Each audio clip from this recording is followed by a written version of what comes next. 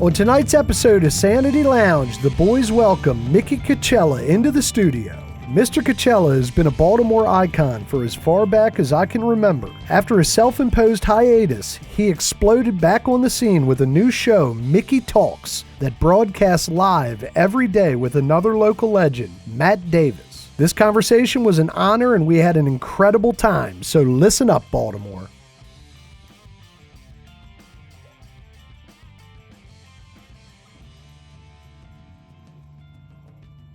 Welcome, Baltimore, to a special episode of Sanity Lounge. We have a local legend in the studio. Baltimore native. All right, a Baltimore native, a Baltimore badass, Mickey Cucchiella. It's an honor to meet you, sir. I was with you till the badass part. That's where I'm a giant pussy, so we're not going to. Me too. We all are, baby, but there are different ways of badassisms. Yeah. You know? I get it, man. Thanks for having me, Yeah, guys. man, that's awesome. Thanks What an for being here. unbelievable studio this is, by the way. We appreciate. I don't know you if we saying mentioned that. Chris built all this too. It's incredible. He did Yeah. all of it. Yeah. He's like Matt or MacGyver. Yeah, I was yeah. say Matt. Or like I'd say like Matlock.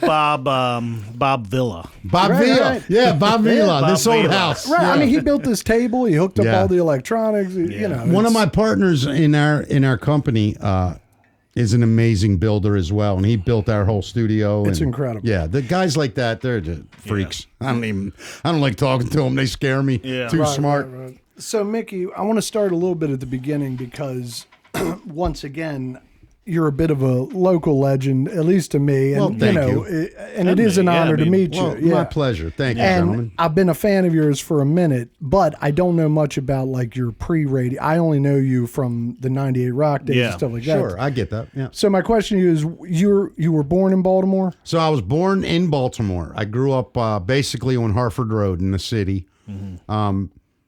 What years are we talking? I was born in '68. Nice. Yeah. So when I say I grew up, from the time I was 10 till my early 20s, I lived right off Harford Road, even a little younger. It's where my whole family's from. Right. Basically, it's called Lauraville. Most people have heard of Hamilton. Oh, yeah, it's- Hamilton, yeah, Overly. All, yeah, it's just that I'm area. just south of Hamilton. I'm the next area down before it turns all black. I'm not being funny. Like seriously. Yeah, no, right. When you near come like down, Lake and- Montebello and shit. that's exactly where I grew up. I jumped in Lake Montebello 100 times as a kid. Right. A friend of mine, I believe, invented the polar bear plunge because I think it was 78 or 79 we had a blizzard. We were like 10 or 11 down at the park playing, Herring Run Park.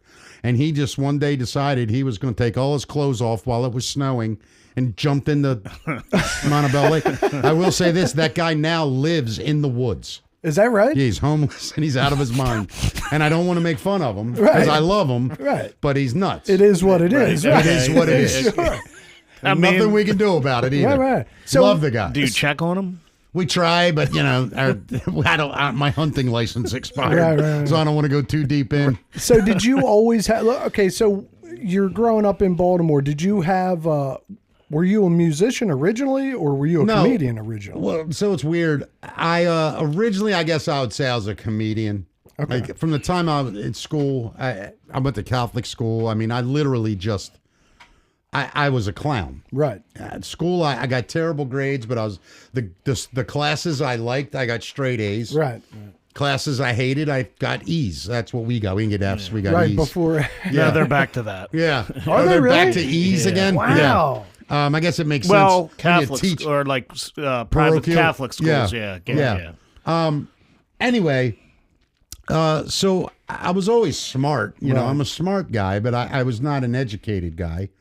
So when I was about 16, I decided I wanted to do stand-up, snuck into comedy clubs, got my first start into comedy clubs. I think I was 17. Wow. Okay. Now, what was the impetus there? Did something catch your eye, or what made you? So when I was a kid, I used to love listening to my parents and grandparents, because I lived with both of them when I was little, laugh late at night at Johnny Carson. Right. And sometimes I would sneak down. They wouldn't really say anything. They just let me sit there for a little bit. Then they tell me go up. Right. But I remember just people laughing, and it was just such a turn on for me. Is lack of a better word. Sure. I was so enamored with people laughing, and that I could make them do that.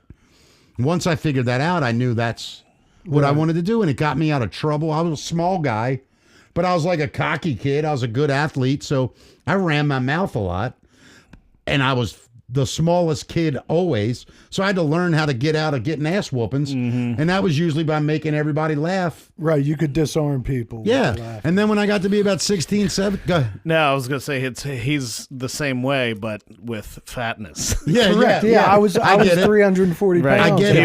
He would make people laugh, Yeah, and of everybody course. loved him. Yeah, and the thing I learned is I would have better short jokes than they would, or better little jokes. I'd have better fat jokes. of course. These motherfuckers. And right, of course. And then when you throw 3 of them out and they kind of go, oh, fuck, I'm not even in this guy's category. Right. And then they start sticking up for you when Of other course. people, Right. it's incredible. Yeah, of course. It's humor. It's And, wonderful. and when I realized I had that ability or charm or whatever you want to call it, I was able to figure out, wow, I could do that. I could be a comedian. So I snuck in. I met people. That's what I was going to ask you. Was the clubs dicks to you, or were they? No. I'm That's so awesome. grateful. In fact, it's the Bowman Restaurant, Oh, which is on Harford Road. Yeah. It used That's to be funny. It used Yeah. to be Tracy's Comedy Club. yes, yep.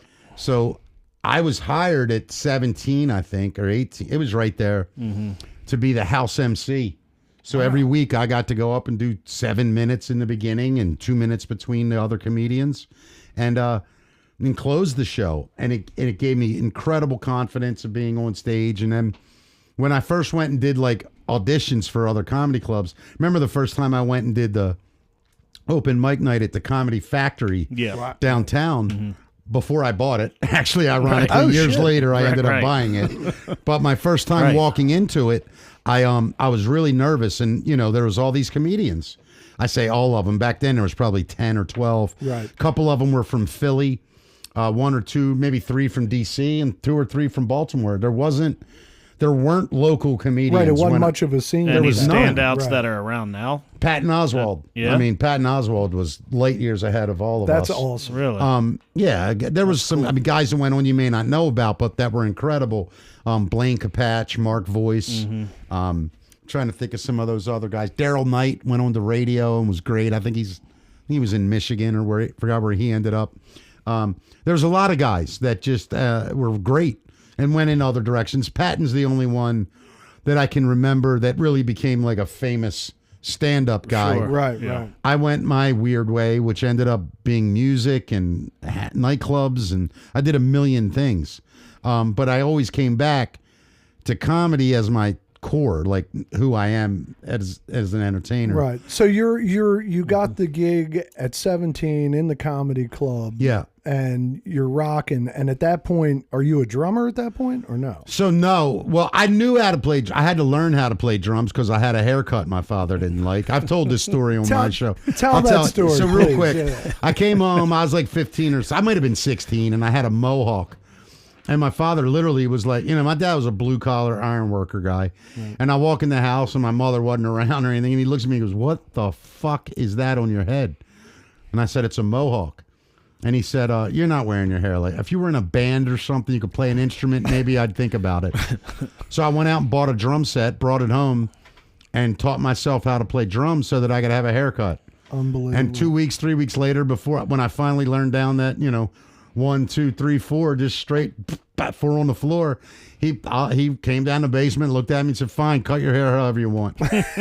And didn't really give a shit at that point. And then years later, like 3 years later, I had kind of gone, I was doing a lot of comedy stuff. I still had to have a real job because I wasn't, making money. Right. And I quit high school like a dumbass. I regret that is one regret.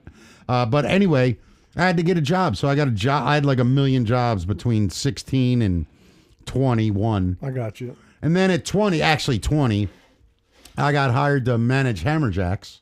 Okay. But I can't. 20, Go ahead. 20 I'm managing Hammerjacks, and 21, I'm sorry. What year is that? 89. Yeah. Nice. And I, at the same time, started a band called Lost Angels. And we got really big quick. I mean, we were headlining Hammerjacks. We were doing all that stuff. And for those who aren't familiar, try to explain to the layman, if you will, the relevance or how happening Hammerjacks was for Baltimore. I'll give the easiest way for me to say it is to take it out of Baltimore. So Guns N' Roses, Poison, I mean, any of those. Motley Crue. Mm-hmm. I mean, you just go down the list. All wanted to play this place. Right. It was the premier rock live venue in the country. There was maybe 2 other venues that bands would be like truly pumped to play when they saw their tour itinerary. Mm-hmm. But the Hammerjacks date was the gold star next to it. Yeah. In those days. Sure. I mean, the girls were unbelievable in the club. Right. I mean, that place was just, I mean, you're talking about 2,000 people and 1,300 of them were smoking hot. And it's downtown Baltimore, under the bridge. Like it feels right. Right where M&T Bank is where it was. Yeah, yes, right. 100%. Right. And it was just everything you ever saw in music videos about what bands love, the hot girls, the alcohol, the drug. I never did drugs and didn't drink, so I was lucky. It didn't suck me up. It did a lot of guys. I know that. And the owner of the place just took a liking to me and let me start hosting the bikini contests on Tuesday night. Damn. So there I was like 19. I'm hosting a 1,500 person bikini contest on Tuesday night. Incredible. What a gig. It was just this. And I've been riding it ever since, man. And that's why I'm here. You know, that's wonderful. Yeah, it's just a bizarre sort of stories of the different jobs, but always in the same world. Like if I wasn't performing or if I wasn't a musician or whatever, doing comedy, I owned or managed nightclubs. Right. Like I love the entertainment business. Mm-hmm. Right. That's all I've ever wanted to do my whole life. I didn't really care about anything else. Right. Wasn't really interested in anything else. Making people talk, making people happy. And I loved it for that. And that's what it did for me.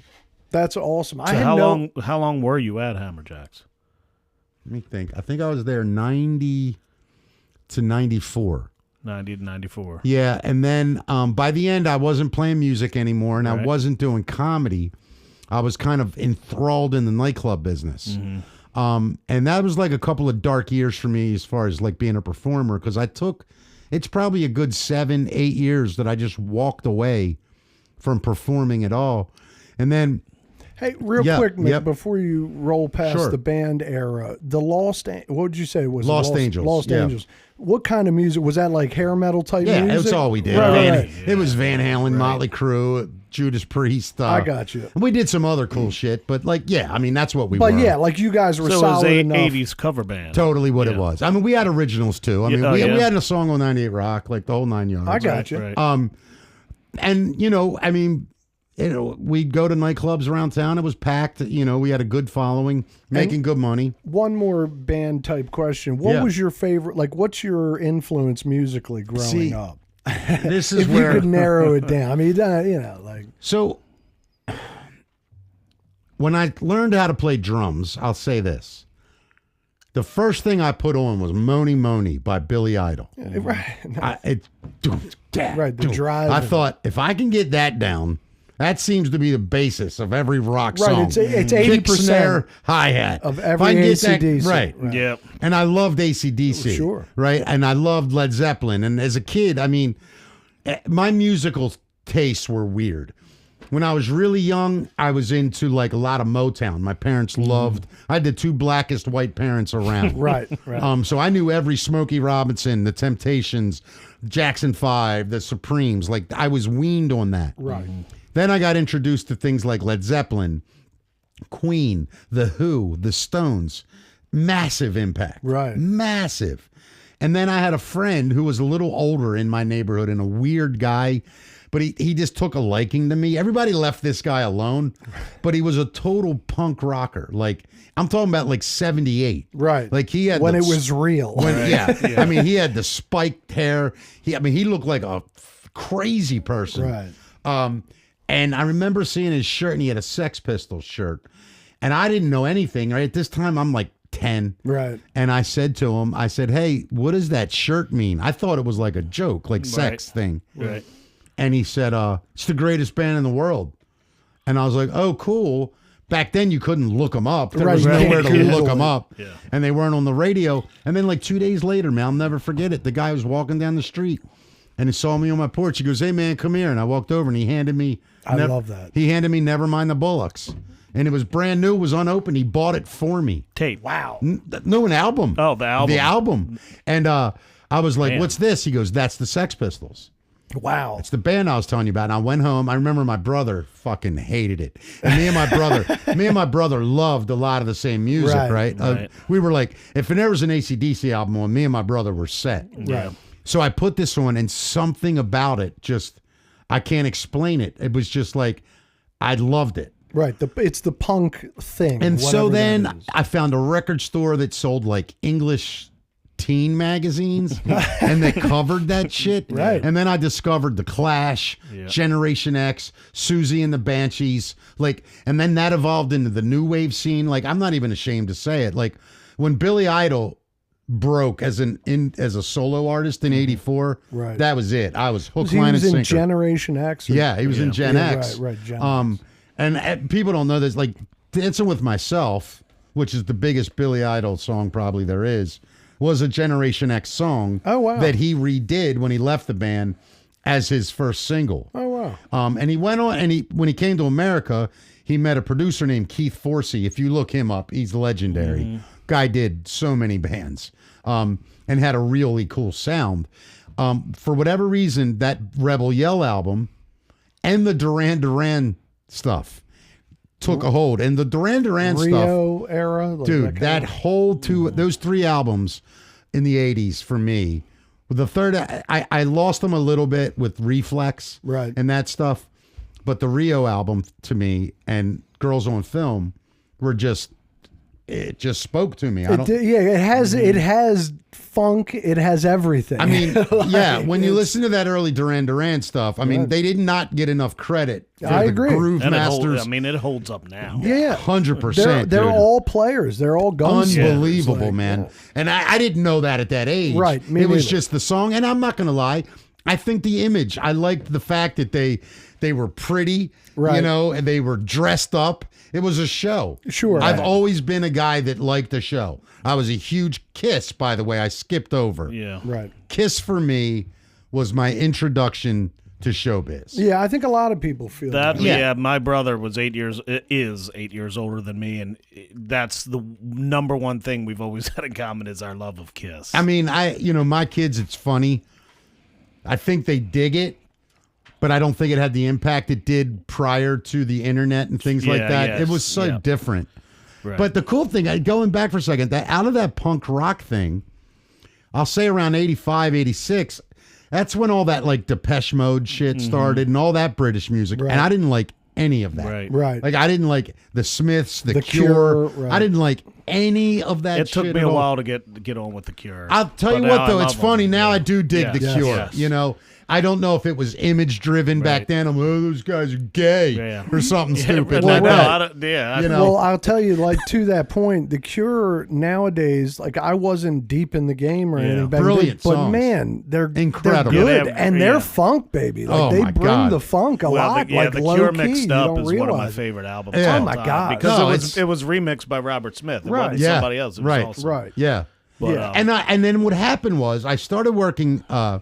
So I guess I was about 18 or 19, and I used to go to Maxwell's on Thursday nights. They had a college night. See, I feel like I remember that name. And there was a guy that worked there that I kind of grew up with distantly. It's weird. Named Gray Manna. He worked there as security. And he said to me one night, he's like, "We should put a band together." And I was like, "You play?" He's like, "I'm a bass player." So we got together, him and I, and we laid down, just played together. And we're like, "Yeah, all right, we can play together." We weren't great yet. right. Then we got this young guitar player named Tim Sims out of Harford County. He was originally a Perry Hall boy, had moved to Harford County, and we formed a band. And we got a perfect singer who sadly passed away, Dennis Jones, who went on to have a really good Van Halen tribute band. But Dennis was maybe the best front man you could ask for. I mean, the guy thought he was David Lee Roth, Right. could talk nonstop. Right. He was the best front man, was hilarious, moved good, looked decent, Right, was in right. good shape. and I got along with them great. Sure, that's all. I mean. And the band was doing good. They got my musicianship did not advance like theirs did, Right.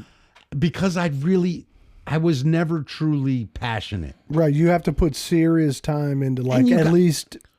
Dude, I remember the first Getting time better. I like played a quad, like kind of Bonham fill. Right. Brum. And I was like, wow, that felt cool. Brum. And then he's like, then they were like, well, can you put that in a song? And I was able to do that. And I'm like, yeah, that's okay. Now I'm starting to understand groove, things like that. But then they start writing metal stuff. And I'm like, yeah, I can't play double bass a whole Right, song. right. It's not what I do. So I think, and the fact that I wasn't totally committed, at that exact time while I'm in the band, I meet a guy named Russ Motla, who was the program director and afternoon guy at 98 Rock. Okay. I met him at Hammerjacks, and we'd hang out in the office, and I would just make him laugh, like roar laugh. Right. And one day he's like, man, you should come do my afternoon show with me. I went up, was fucking hilarious. And what year is this? 90, maybe 89, 90. Oh, so way before you went, Oh my God. So that's the crazy part of how my whole career went. I got on 98 Rock as a comedian. Russ Motla had me on for years, and I started doing comedy again. Then I was also managing a nightclub, and then one day I just said, fuck all this. I'm getting out of it. And then I said, I'm going to go play music, and I joined Crushing Day. Oh, wow. Crushing Day needed a drummer. Totally different music than everything I'd ever played. I kind of dug it. I wasn't a huge 90s rock guy. Right. Like all that Pearl Jam, Nirvana, all that shit. Like I dig, it's okay. Right. Never really got me, and it was my generation's music, really. Right. And it just never, it didn't do for me what it did for everyone else. The world. Right. Yeah, it Right. didn't, Right. for whatever reason. I respect that. I understand. So, but when we started playing, I was like, I just love those guys. Right. They were great guys. It was different than a rock, a hair band where girls are part of it all, and the way you look. It was just more like, we look cool, but we were just. It was about the songs and having fun. Right. I kind of feel that way. Like Guns N' Roses always had that dialed in a little bit better than the other guys. Yeah, I Like, agree with It's you. like they were hair metal, sort of, but not Motley- really. I mean, It's like they're. Shout at the Devil, the album cover, like Dude. the Well, first time you that's see it, you're Motley like, well, Crue, these girls are hot. Yeah. Like, Yeah. wait a He said, minute. I that remember. bomb I down. remember when I saw the album "Look What the Cat Dragged In" by Oh, my Poison. gosh. Yeah. I thought it was 4 girls. Right. I swear I did. Like in the record store, I'm like, oh, look at these girls. And then I got up close, and I'm like, fucking dudes, holy shit. And I couldn't believe it. Right. But at first I thought, I laughed. I'm like, what the fuck? And then when I listened to it, and then you start watching the videos, and then you start seeing what the scene was, you're like, yeah, I get it. This Yeah, is you're like, fun as okay, shit. they get a lot of chicks. Yeah, like, yeah. So, around that time is when I started to come into my own as a comedian. I could go on Russ's show whenever I wanted. Right. I could go on to promote comedy. I could go on to promote Hammerjacks. I could do I had free reign. Yeah, that's awesome. So I was able to milk that. And then it was about 3 years or so that I just I was playing at Crushing Day and doing comedy. And then I get a call from Kirk one day, and he's like, hey, come do Kirk, Mark, and Lopez as a comedian. So I hadn't been on in 3 or 4 years. I went in, hit with the morning show with them, hit it off. And within, I don't know, a couple months, they had me on every week. Right. So my comedy career just took off. That's Because awesome. I started packing places. Right. And I'm talking about 400, 500 seaters. Right. Packed. And Well- I'm taking the door. Like, Now I'm this making a is- fortune. This is you're coming into the studio. You're not calling in. You're Correct. not like a I'm weekly caller. showing up at 6 a.m. with those guys, Yeah. doing the whole morning show as a fourth wheel. And is this in the 2000s or is this 90, still the 90s? that's probably 97, Yeah, still in the 98, 90s. 99. Okay. Right, because I guess Lopez. Right. Yeah, and that's when everything just started clicking. And then in 2000, that's a weird story. So in 2001, yeah, it was 9/11 happened. Is that right? 9/11 happened, and about a month later, Rick Strauss called me. He was the program director Right, of I've heard 98 that name. Rock. And he said, hey, we're thinking about maybe doing a night show. Would you be interested? And I said, no. And he said, why? I said, I don't want to be a DJ. He's like, well, no, I'm thinking more of like a morning show vibe, but at night. And he's like, you would have to play songs, but you get to do bits and stuff. Right. So I was like, I don't really think so. And he turned, and I basically was like, no. And then I went in to do the morning show again, and he called me in his office. And then he was like, well, what if we paid you this? And I went, well, that's a different conversation. Maybe. Because then it was like a real full-time thing. And you're a Howard Stern guy, or back in the day. Yeah, I never really listened to Howard. I was more of a Kirk, Mark, and Lopez guy. Right. But I was that style, sure. Right. And who's the gentleman, Mike... from like a local legend, Mike O'Mara? Yes. Mike so Don O'Mara. and Mike. That's Don and Mike. That's him. That is actually that's Don and Mike. I got you. Okay. And Mike one O'Mara. of my great achievements is when let me stick with the timeline. Yeah, I'll talk forever. Right. So 98 Rock hires me. I accept the job. They give me the greatest partner I could have had, a girl named Jen Marino. Then it was Wagner. I adored her. We had a great night show and things were going great. And for whatever reason, they let her go. And sadly. Is that, and I mean, was that ugly or did No, I think it was shocking. I think we were all, I think the program director at the time, he was a different program director. I think he had a little different vision of the show and didn't think that Jen was the right fit. I, to this day, wish that would have stayed and we had the chance. However, that's when Amelia came in. We got moved to afternoons right away. Now, the big thing was mornings and afternoon drive in radio are the key positions you want. It's when the most people listen. So going to afternoons was like kind of a big deal, It's like, wow, I'm an afternoon guy on the radio. Everybody in radio wants this job. Aspires for one or the other. I'm in radio a year and I'm already doing afternoons. So it was weird for me because it gave me a little bit of like a complex. Interesting. Insecurity because I never felt like a radio guy. Right. Always felt like an imposter in their world. Imposter syndrome, right. Yeah. So, but it worked. And Don and Mike were the big afternoon show at the time. And it was a joke when we first started, maybe you guys will beat Don and Mike, which was a pipe dream. Sure. But we did. Right. And it took us about a year, I think. And then within that year, Kirk, Mark, and Lopez left. Well, Lopez passed away. Right. Actually got sick. He had the health issues. Yeah. Now, this is when I came back into town and started listening to 98 Rock right around this time. Right. So then, Lopez dies. Right. And they bring Josh Spiegel in to do mornings with Kirk and Mark. All right, now hold on one second. Yeah. Okay. Now I have this written down here. Okay. I am impressed by your due diligence with notes. Yes, sir. I've never done an interview like this in my life. Yeah, dig prepared. this. Yeah, like I said, I'm impressed. It's an honor. No, we tend to do our research. Yeah, we do a little. You guys are better than me already. It's usually we try to make it a conversation, but you're the guy. I wrote your time at 98 Rock.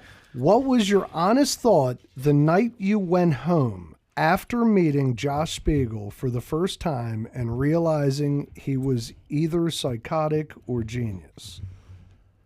All right, so you asked me that question specifically. I went home that night thinking that guy has the potential to be a genius. Okay. I thought Kirk and Mark didn't understand him. I think you're right. And I don't blame them. Sure. I mean, they had Lopez was the greatest. As a listener, I didn't understand it. Right. Really, I think I saw what was unique about Josh right away. I think I understood what Josh was trying to do with what he was doing. And I think I did a good job of bringing Josh out of his shell to make him who he is today. I'm not saying I'm responsible for Josh's talent by any stretch. I think the guy's brilliant. But I do think I made it easier for him to be him. Right. Because I enjoyed watching him be him. Well, and to that point, as a listener around that time, not to, Sure. but around that time, I swear, like the first few days listening, and as a listener, I'm like, this dude is like, what the hell is this? But you being so level-headed about Josh coming in and like talking about him to him, Yeah. it sold I think it sold a lot of the listeners I think on it you're a right. little bit. I think you're right. And Made after- everybody comfortable. Well, Yeah. it just made everybody a little bit like, we're like, all right, well, I was just the first guy to say, hey, what the fuck is wrong with you? right. That's what I'm saying. You know what I mean? And I did it in a tactful way. Right. And I think, see, you got to remember, in radio, you hear it. But I see it. Right. So I can see a guy's face. So when I say something to him, I can tell he likes the question. He doesn't like it. Sure. I can tell he likes it. I know how to do it. So when I asked him, I think it opened him up because finally he was like, okay, somebody's not just looking at me like I'm weird. They're looking at me like I'm different. Yeah, right. What I'm doing a good job, but in a different way. Right. And I loved that. Right. You made him feel, or you pointed out the uniqueness of the angle. And I thought what was so neat about it. Right. Like I used to tell him that stuff off air. Like, I love when you do all that goofy shit. Right. I mean, How long were you actually? How long was he actually with Kirk and Mark before he got with you guys? I'm It guessing. wasn't that long. I'm guessing a year. yeah, was I'm saying- guessing. I knew it wasn't long. And that's a guess. I'm not going to lie. It was not long. yeah. And I don't really think many people remember his time with Kirk and Mark. Because it wasn't long, and I don't think it gelled the way it did. Yeah, I agree. With Right. Josh, now, I mean, the guy is.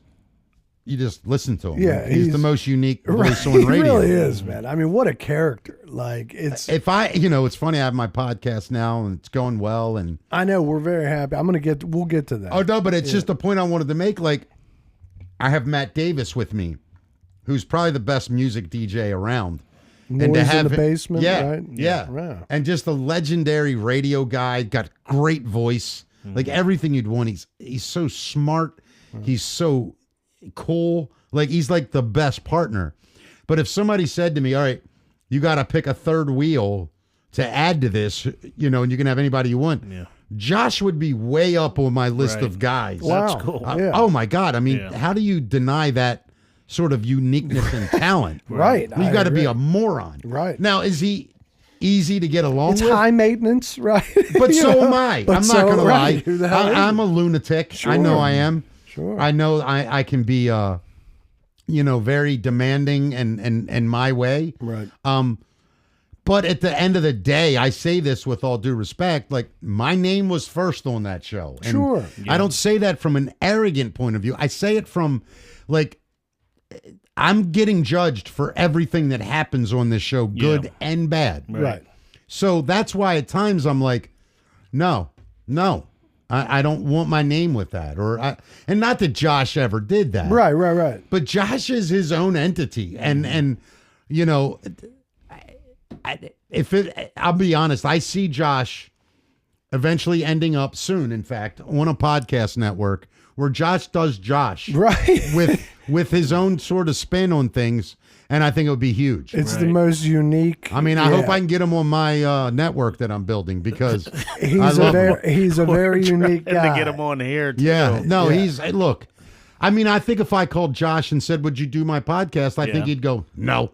And not because of me. Well, Right, no, right. No, I that's don't what, think the guy gives a shit. Right. Yeah, he's a very unique guy, and most artistic geniuses are almost inaccessible. Yeah. I mean, and, I would trust Josh with my kids, right? yeah, But I wouldn't trust him driving a car. It's like with me in it. You know what I mean? Like, he's just the most interesting guy. and to that point, one of the Yeah. funniest bits they had done for a minute was like a year or so ago. They gave Josh like a list of Home Depot items, Oh, and they right. sent him to Home Depot, I and bet that- that's the shtick. It's Right. like He can't that do anything. alone, Right, right? It's like But they were basic things, like a box Sure. of like 2-inch wood screws. Right. And, Yeah. sure. I know. And the thing with Josh, people ask me, is it real? I'm like, you can't fake that. I believe that. No, I you believe can't fake it. And, he's a very sensitive guy. Mm-hmm. Really smart. Like, really smart. Right. But he's unique, and you've heard that walks to the beat of his own drummer. Yeah. I always say he walks to the beat of his own trumpet player. Like, it's not even. Right. He's just such He's on a different plane. Yeah, and I respect the shit out of him. Right. But I feel like when he's off air, he's all business. No, I mean to a certain extent. He's more personable on the air. Oh, really? Yeah, I believe that. Yeah, he's comfortable. He's been doing it since he was very young. Yeah, like he was on the teenager. radio Yeah. as a teenager. Like he's really been in the game a long time. Josh is just one of those guys. If somebody asked me, do I think he has autism? I would probably say yes. And I mean, like probably. I'm not gonna, and I'm not trying to embarrass or hurt him in any way. Sure. Yeah. I think he's the most brilliant news guy I've ever seen. What he does, I loved my time with him. We butted heads, but we butted heads artistically and emotionally. Sure. We're both emotional guys. Yeah. We both are very proud of what we do. And I'm a prick at times when shit doesn't go my way, especially when I'm the guy that's got my face on the front of the car that's going to slam into that fucking wall. Right. You know what I mean? So there's not one moment where I can look back and go, I wish Josh Spiegel wasn't on that show. Right. There's not one moment I've ever thought that. Yeah, I mean, you guys spent the decade together. Yeah. I mean, that's a long time. And it was good stuff, man. Yeah, it was good stuff. 5 days a week for I 10 fucking years. loved it. Yeah. So Amelia and you are rocking in the afternoons. You guys are taking off gangbusters. Don and Mike are kind of We beat him. right. Yeah. You But beat Mick, them. it was just you and Mickey and Amelia because Right. Spiegel was still in the morning. Correct. Yeah. Yeah. And then, so what happened then, it's interesting. I used to, when I got afternoons, like anybody, you give a kid an inch, he wants 3 feet. Right. So he said, you got to play 6 songs an hour as opposed to 12. Right. Right. In the afternoon. In the afternoon. And I'm like, okay. It's afternoons, man. I'm not going to argue. It is a rock station. Sure. Sure. Well, like me, I'm there about 6, whatever it was, 8 months, and we're killing it. And I start playing less music, and the breaks are getting longer and longer. Now I'm down. I'm playing like 2 songs an hour. Right. And I'm getting away with it. Nobody's saying shit. And then one day he calls me, and he's like, look, you got to play more music. You have to. And we got in an argument. And I'm like, look, the numbers are going up. He's like, we're a fucking rock station. And, and I really respected Dave Hill. Right. And as a program director, I had a lot of respect for him. And I had a lot of respect for his talent. So when he's telling me this stuff, I'm going, he's probably right. But as the performer I am, I'm like, fuck him. I'm going to do what I want. So we would go back and forth. I would play songs begrudgingly. One day I didn't play the song when I was supposed to, and he calls me on the air, and I used to answer him live. I didn't give a shit. Right. I know. I didn't give a shit. I know. And like we'd be in the middle of a break. I'd see the hotline ring, and I'd go, hello, you're on the air. And he'd go, please play a song. And I'd go, okay. Well, one day I said, no, I'm not. And he said, you better play a song. And so I had this idea. So what I did was I took the computer that plays the music, and I went to that channel, and I panned it all the way to the right. And I took the microphones, and I panned them all the way to the left. And I said to the people listening on the radio, I said, if you want to hear a song, pan it to the right. If you want to hear me talk, pan it to the left. That's incredible. And I did it. Now, the funniest part of the whole fucking That's amazing. Yeah. The funniest part of the whole thing is that my boss's stereo was mono. He couldn't go left and right. Oh, shit. So he got stuck hearing both for 4 minutes. A song at the same volume as a full conversation with 4 people. I'm sure that made it right. The listeners were calling up like it was the funniest thing. It's good because radio. you're in your car, Right, it's good and you fucking realize, radio. holy shit, You there's can turn it. That's Yeah. You have amazing. an That is option. amazing. Right. So what happens was I get off, story I've ever I heard. get off the break or whatever, and the door flies open. I guarantee it. And I'm like, oh, fuck. Right. I used to do this 5 times a day. I would go like this. Right, because he's the calling door- you live, Yeah. but he's in the building. Yeah, he's in the fucking building.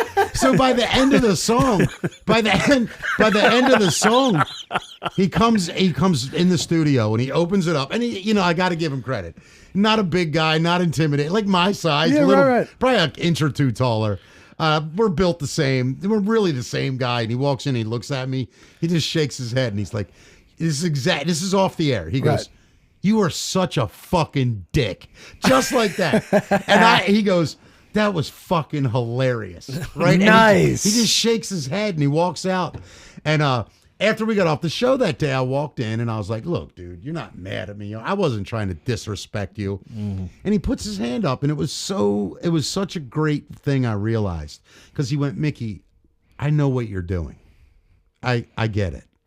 I get it. And that's all he said about it. Right. And then as I'm walking out, he's like, you do got to play more fucking music. Right. And you know what happened from that moment? I started playing more music. Right. And I'll tell you why. Because he showed me that he had respect for what I do.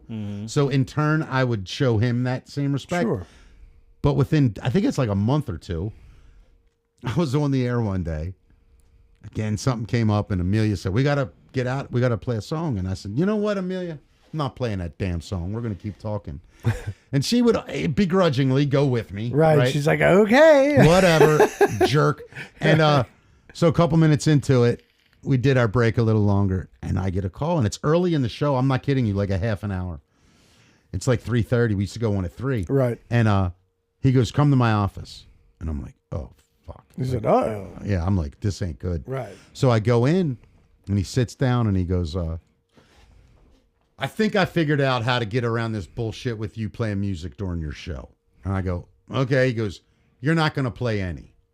And I went, it's no more music? I was so excited. Right. And he's like, yep, but you're doing it in mornings. And I went, what are you talking about? And he goes, Kirk and Mark just signed with HFS. You're our morning show. And I was like, and this is a Friday. This is a Friday. And he said, you start Monday. Yeah. And I said, and being the little hood rat that I am, right. I go, how much? And he goes, well, you're going to walk down to Ed's office right now, and that's what you two are going to discuss. Right. And he programmed a bunch of music for the day. I went down. I made an incredible deal for myself and for the show.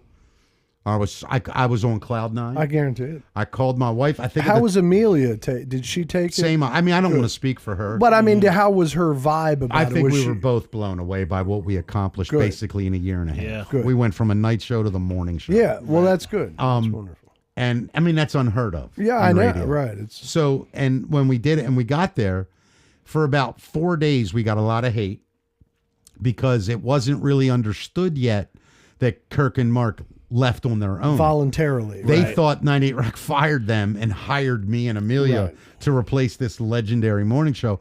So I was very, very honest up front. And I kept saying on the air, guys, Kirk and Mark left.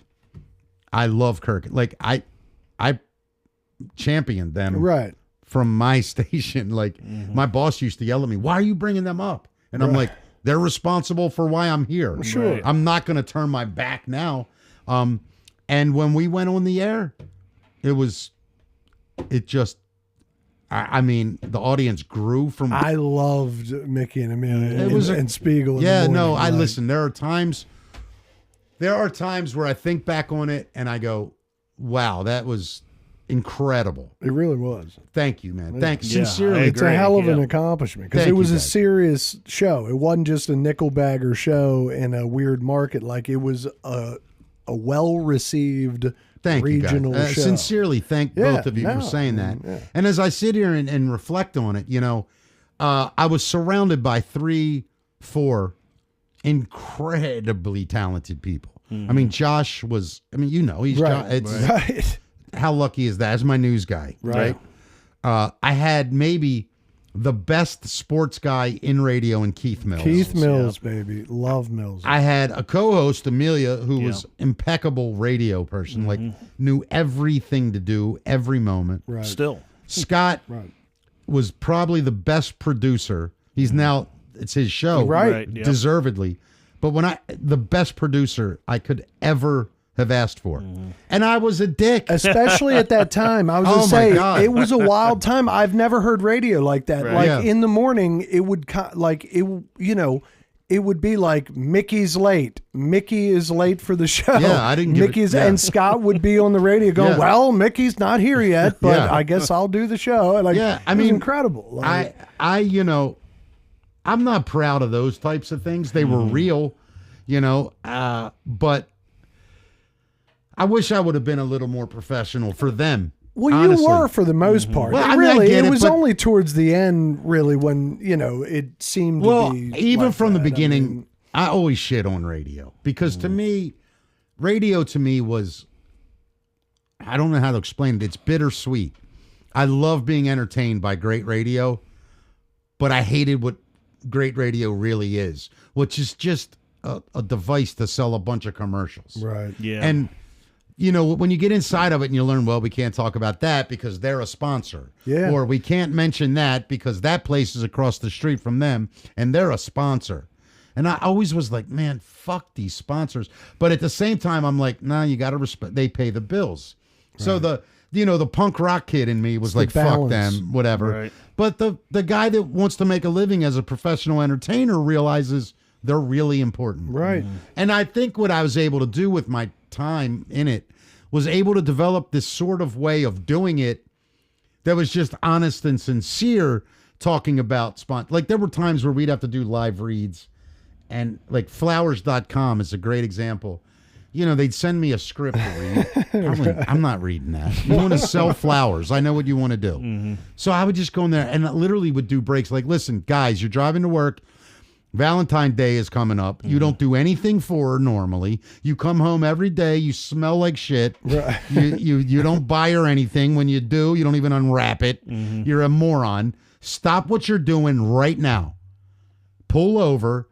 Call and order a dozen roses and some candies right now. Right. So that you don't forget. I promise you'll love it. Blah, blah, blah. All I had to remember was the website and the phone number, and I made everything else up. And I'm telling you, I did Valentine's Day, I did Mother's Day, I did Easter, I did Christmas. Flowers.com, every holiday. And they were personal reads. You didn't. But did they just stop sending you scripts? They're just like, I don't know. I stopped looking for them. It didn't matter. Yeah, Jones Junction. Yeah, that's awesome. Right, Jones up in Bel Air. Yeah. Right. They signed me to an endorsement deal in the first couple months. They sent me, and then finally the guy Wallace, who really ran the dealership I was right. I always remember you saying, "Go see Wallace." Yeah, Wallace called me up. He's like, "Dude, just do what you're doing." I don't even know what you're saying in the morning. Right. I don't understand you half the time, but I'm selling a shitload of Right. cars. Well, that's Right. smart. Yeah, I mean, that's how that's a look, good partnership. Man, if you're It's like- sitting there anywhere in the world, I believe this. And you're sitting on a chair, and a guy walks up to you and he goes, "Hey, listen, I'm a salesman for these chairs. If you'd like one of these chairs, here, call me." Mm-hmm. You go, "Okay, thanks." Right? And you might even think, maybe this would be cool. But if you're sitting there and the guy is next to me, and that guy comes up and he goes, "Here, buy one of my chairs." And the guy next to me that's sitting in it goes, "Hey, by the way, this fucking chair is awesome. I got one at home." Right. Dude, I watch TV in it. Then I'm listening to someone that actually bought one. Has experience. Right? And I've never been a guy that, like, I won't sell something if I don't know that the person standing behind what I'm selling is legit or I haven't used it myself. So, like, I won't do endorsements for things that aren't for me. It's probably a good rule of thumb. I feel Well, like I watch people do these endorsements and I'm like, Right. You're 30 years old. You're doing endorsements for the fucking senior centers. Right. Like, what do you, I mean, if you put your grandfather in there, I'll hear that story. Sure. Right. But right. like, so I've always, that bothers me. Right. And it's probably stupid. It's Well- probably some bullshit pride thing that I'm sitting on. That No. really doesn't I mean agree anything. with you 100% on that. I don't know. I find it hard to ask people to go spend $40 on something I wouldn't spend 10 on. Right.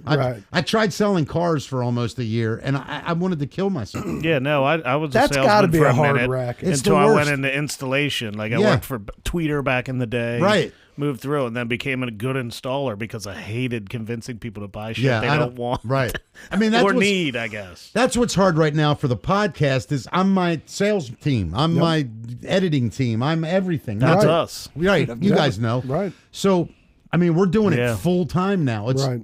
every day. It's live. course 2 press. hours, man, almost. Yeah, Nice. I love that actually. Yeah. Because you're it's coming great. in right at the time, like the drive home time. It's brilliant. It's all Yeah. thought out. Yeah, it's really good And stuff. so, go ahead. Well, let me just we'll move on from 98 Rock in a second, but Yeah. I just want to say a couple key things here. One is the soundboard spill. Yeah, it's legendary, yeah. right? So, like, I wouldn't want it. That's the one thing he Lucky asked me me, about. man. Lucky me. Yeah. It's like, please So- ask him about the coffee. so yeah, I mean, just for those who don't know, that there was one legendary story, and it was live on air, right? I mean, when So it here's what happened. happened. This is filmed, right? You guys are Yeah, filmed? yeah, there's- Okay. there's so I'm going to video. use a Yeah. little. Let me show you something. So pretend right here was my soundboard. Yeah. Right here. Yeah. Over right here was the phone editing equipment. Yep. Like where you go to edit a phone call. Yeah. So I had a cup of coffee sitting like this. Right, it was right here. I knew where it was, really, right there. I was working. Scott, the producer, took my cup and moved it here. Ooh. And no big deal. Right. So I was working. I said something. I came back, and I hit the coffee cup, and it spilled, and it went straight into the board on the air.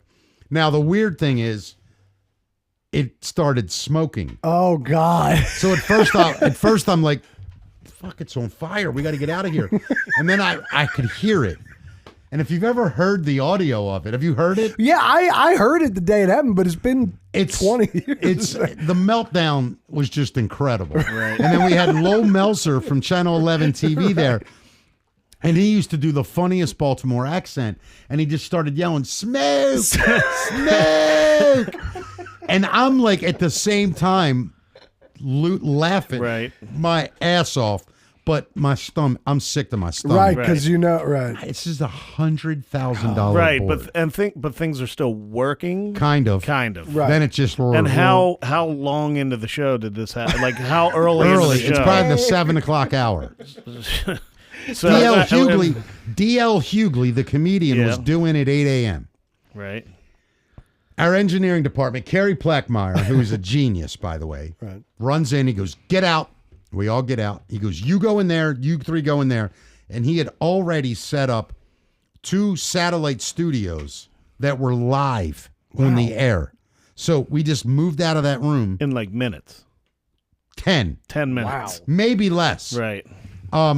We're back on the air. Never missed anything. Wow. By the next morning, Carrie had figured out how to get the board fixed and Nice. replaced, and did it for peanuts. Right. So the next day, I walk in and I walk at my general manager, and I was just like, "I'm so sorry. I thought I was going to get fired." Yeah, right. That's a major fuck up. Yeah, right. That's a Right. serious. And he looked at me, he shook his head, and he just went, "Only you." Right. Only you. And I said, I'm so sorry. He said, get the fuck out, like laughing. Yeah, good. Right. And he's like, no more coffee in the studio. And I went, yes, sir. No problem. No problem. Right. And there was no more coffee in the That's studio awesome. for about 6 weeks. I And was then- gonna say is we that's not snuck it. still. No. Well, then it became sealed cups Sure. and things Right, like and that. the boards are, But probably a little. yeah, that was That's wild. Okay. mean, That's insane. history shows that it was okay, Yeah. but it made me sick to my stomach. right, but it's not Yeah. good business. No, Right, it was right, not. right. It's not my proudest moment, but it's one of the funniest. Right. Okay, so another one that I got written down was, and you tell me true or false. Did you almost fight Chad Kroger So, okay. from Nickelback? Let me answer this in a couple right. ways. To answer the question directly first, yes. Would I have gotten my ass kicked? Yes. Okay, Would he have beat the shit out of me? Yes. I don't Did I judge. stand up like a man and tell him to go fuck himself to his face? Yes. Yes, that's what I want. So here's what happened. Nickelback, the day it was, I believe it was July 4th. Okay. We were off the air Right. on vacation. They played Pier 6. Right. We gave away 98 tickets for a picnic and a meet and greet with the band. Now, I'm not going to lie, it was about 100 degrees. That's not an exaggeration. Well, our listeners were there. The picnic went on. The food was great. And, well, Nickelback never showed up for the meet and greet. So I thought, wow, what a shitty thing to do. So the next day I went on the air and I basically started my show up with I want to start off by saying, F Nickelback. I hope we never play them again. They had this concert. We gave away 98 listeners a chance to meet the band. They don't even show up. God damn, Not did a you word. Start the movement. Not a word. From Yeah, right. anybody. You were ahead of the game. Listen to I what guess. happens. Right. Listen to what happens though. So I go, I couldn't say F that guy, Right. but that's basically what I said. Screw that band, blah, blah, blah. 10 minutes later, the warm line rings. And that's a station that you like give to guys that want to call in. Like, hey, you're going to be on my show at 4:30. Call this number, you'll get on the air. Right. Okay. Yeah, it's the inside line. Right, the direct line. That rings. I'm on the air. I'm up during a commercial. Hello. Open the fucking gate. That's how the phone's answered. Uh-oh. Open the fucking gate.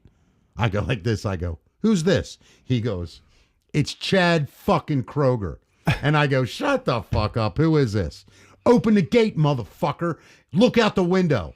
So I had to walk down the hall. I look out, and there's a cab sitting at the gate. And I'm like, I'm on the phone. And so I come back to the phone. I go, yes, sir. I hit the buzzer. 5 minutes later, I'm in the studio. Door opens. He comes walking in. Now, the guy's about 6'3". I would say he's a tall dude. 6'4". I'm 5'3", on my best pair of shoes. All right. He walks in the room, and he walks in. He looks around.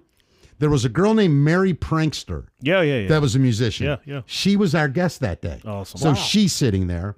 My original night show producer, Don Koenig, was sitting there. Nice. And I believe it was Jen. I think this was before Amelia. I think it was still Jen. It was Jen. Yeah, because I didn't hear this go Right. down. Like I So he walks in the studio. He looks around the studio. I'm behind the board. He goes, who the fuck was talking shit? And I don't miss a beat. I go, I was, motherfucker. Just like that. And he like, his head snapped back a little bit. And his brother, I guess it's his brother. I think it's his brother. I don't know. Is in the band with him. And he's like looking too. And he goes, why are you talking shit? And I said, why the fuck didn't you show up to our listeners? Right. I did not back down. And he literally goes, who the fuck do you think you're talking to? And I said, you. And he goes, I will beat your ass or something. And I said, we can go outside right now, motherfucker. And his brother at that moment goes, whoa, hold on. Is this a comedy show? And I go, kinda. And he goes, okay. The brother goes, all right, let's figure this out. First of all, our label and our management never told us there was a meet and greet yesterday. That's a fact. So I was like, okay. And then Chad goes, look, man, we never heard of that. We have never missed anything for a fan. We stay after every show, sign anything. Right. So I'm sitting there listening to him. Right. Shaking like a motherfucker. Right. This is good radio, though. Yeah. This isn't on the This air. is not on the air. God. No, this isn't on the air. But it's all being recorded Right. by my Okay. producer. Yeah. Okay. So I told him we'd go outside right now.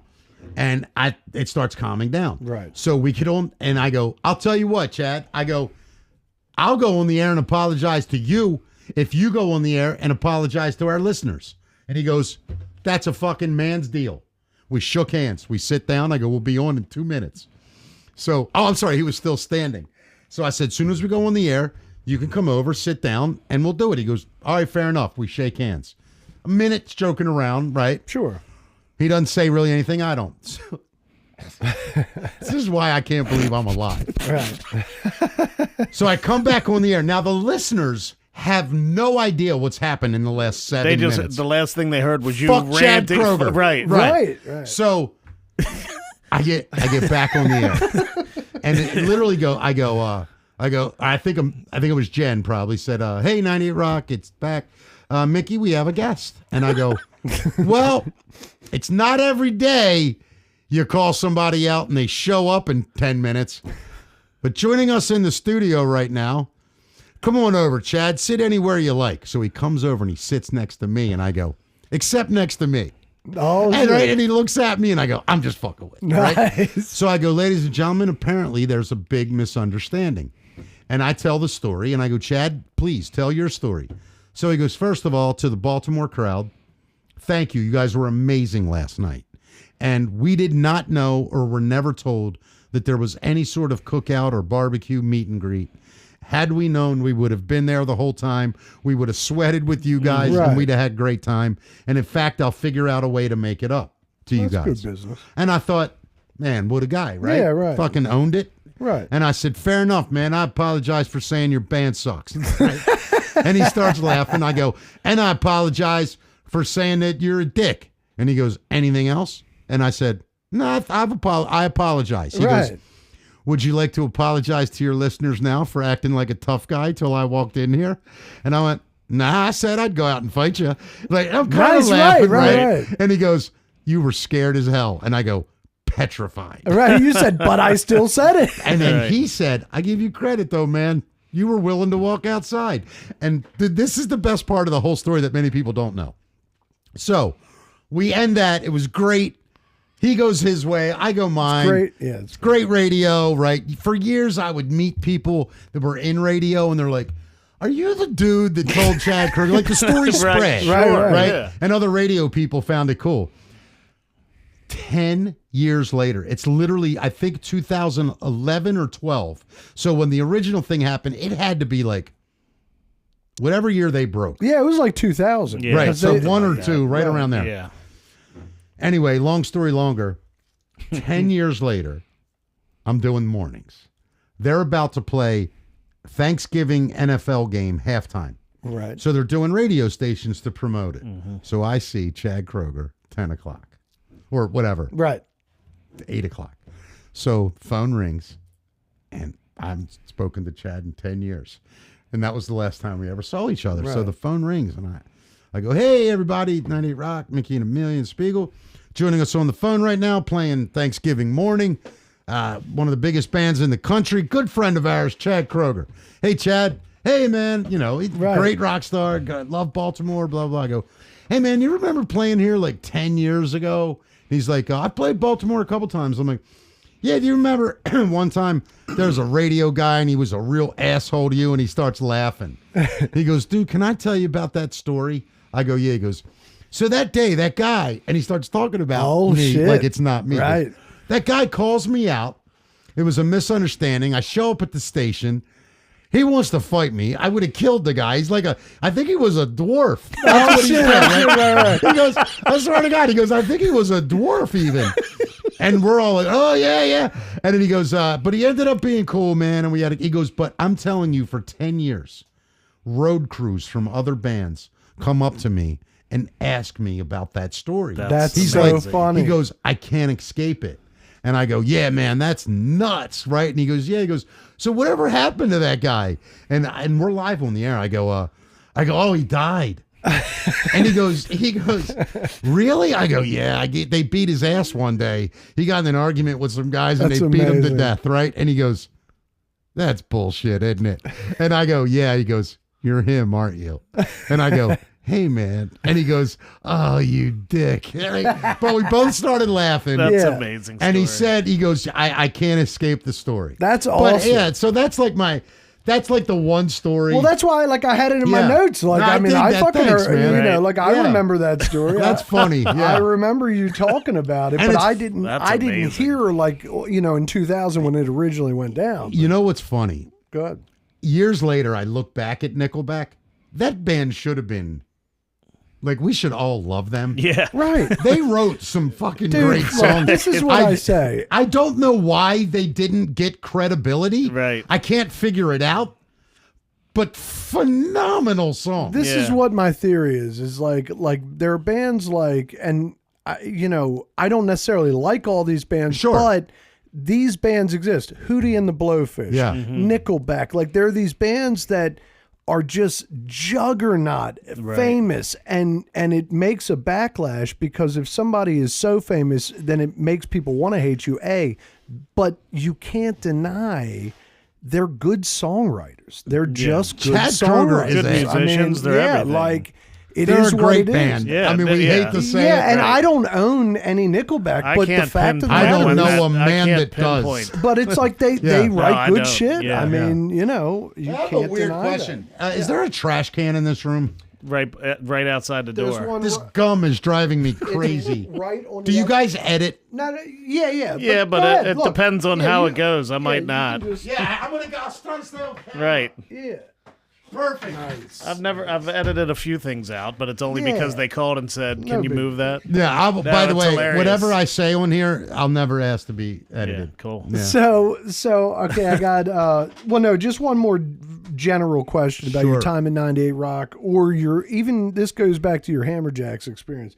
Like, who's the person that you met that you were the most starstruck by? That's a good question. Conversely, I was gonna add to that, just like, the Nickelback seems like that would be your that's a hell of a good highlighted one. favorite moment. No, not to even go along close. with him, like the meeting, like a starstruck, and like just your favorite like moment that you had on the show. Wow, there's years. so many. If I had to pick a favorite person that I got to meet, famous person that just meant the world to me. Like, or took your breath away when you met him in person or something. Oh, wow.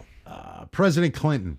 Oh, wow. I didn't even vote for him. Wow. But I'll tell you something. So I was managing Hammerjacks, and they came in when Motley Crue was came in during the day. Wow. He knew of the place. Right. I mean, he's a young guy. It's a legendary at that time. iconic. Right.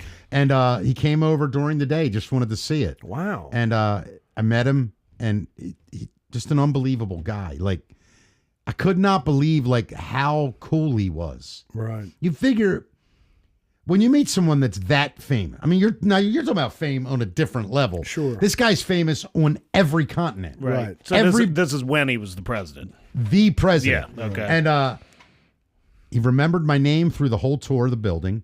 Go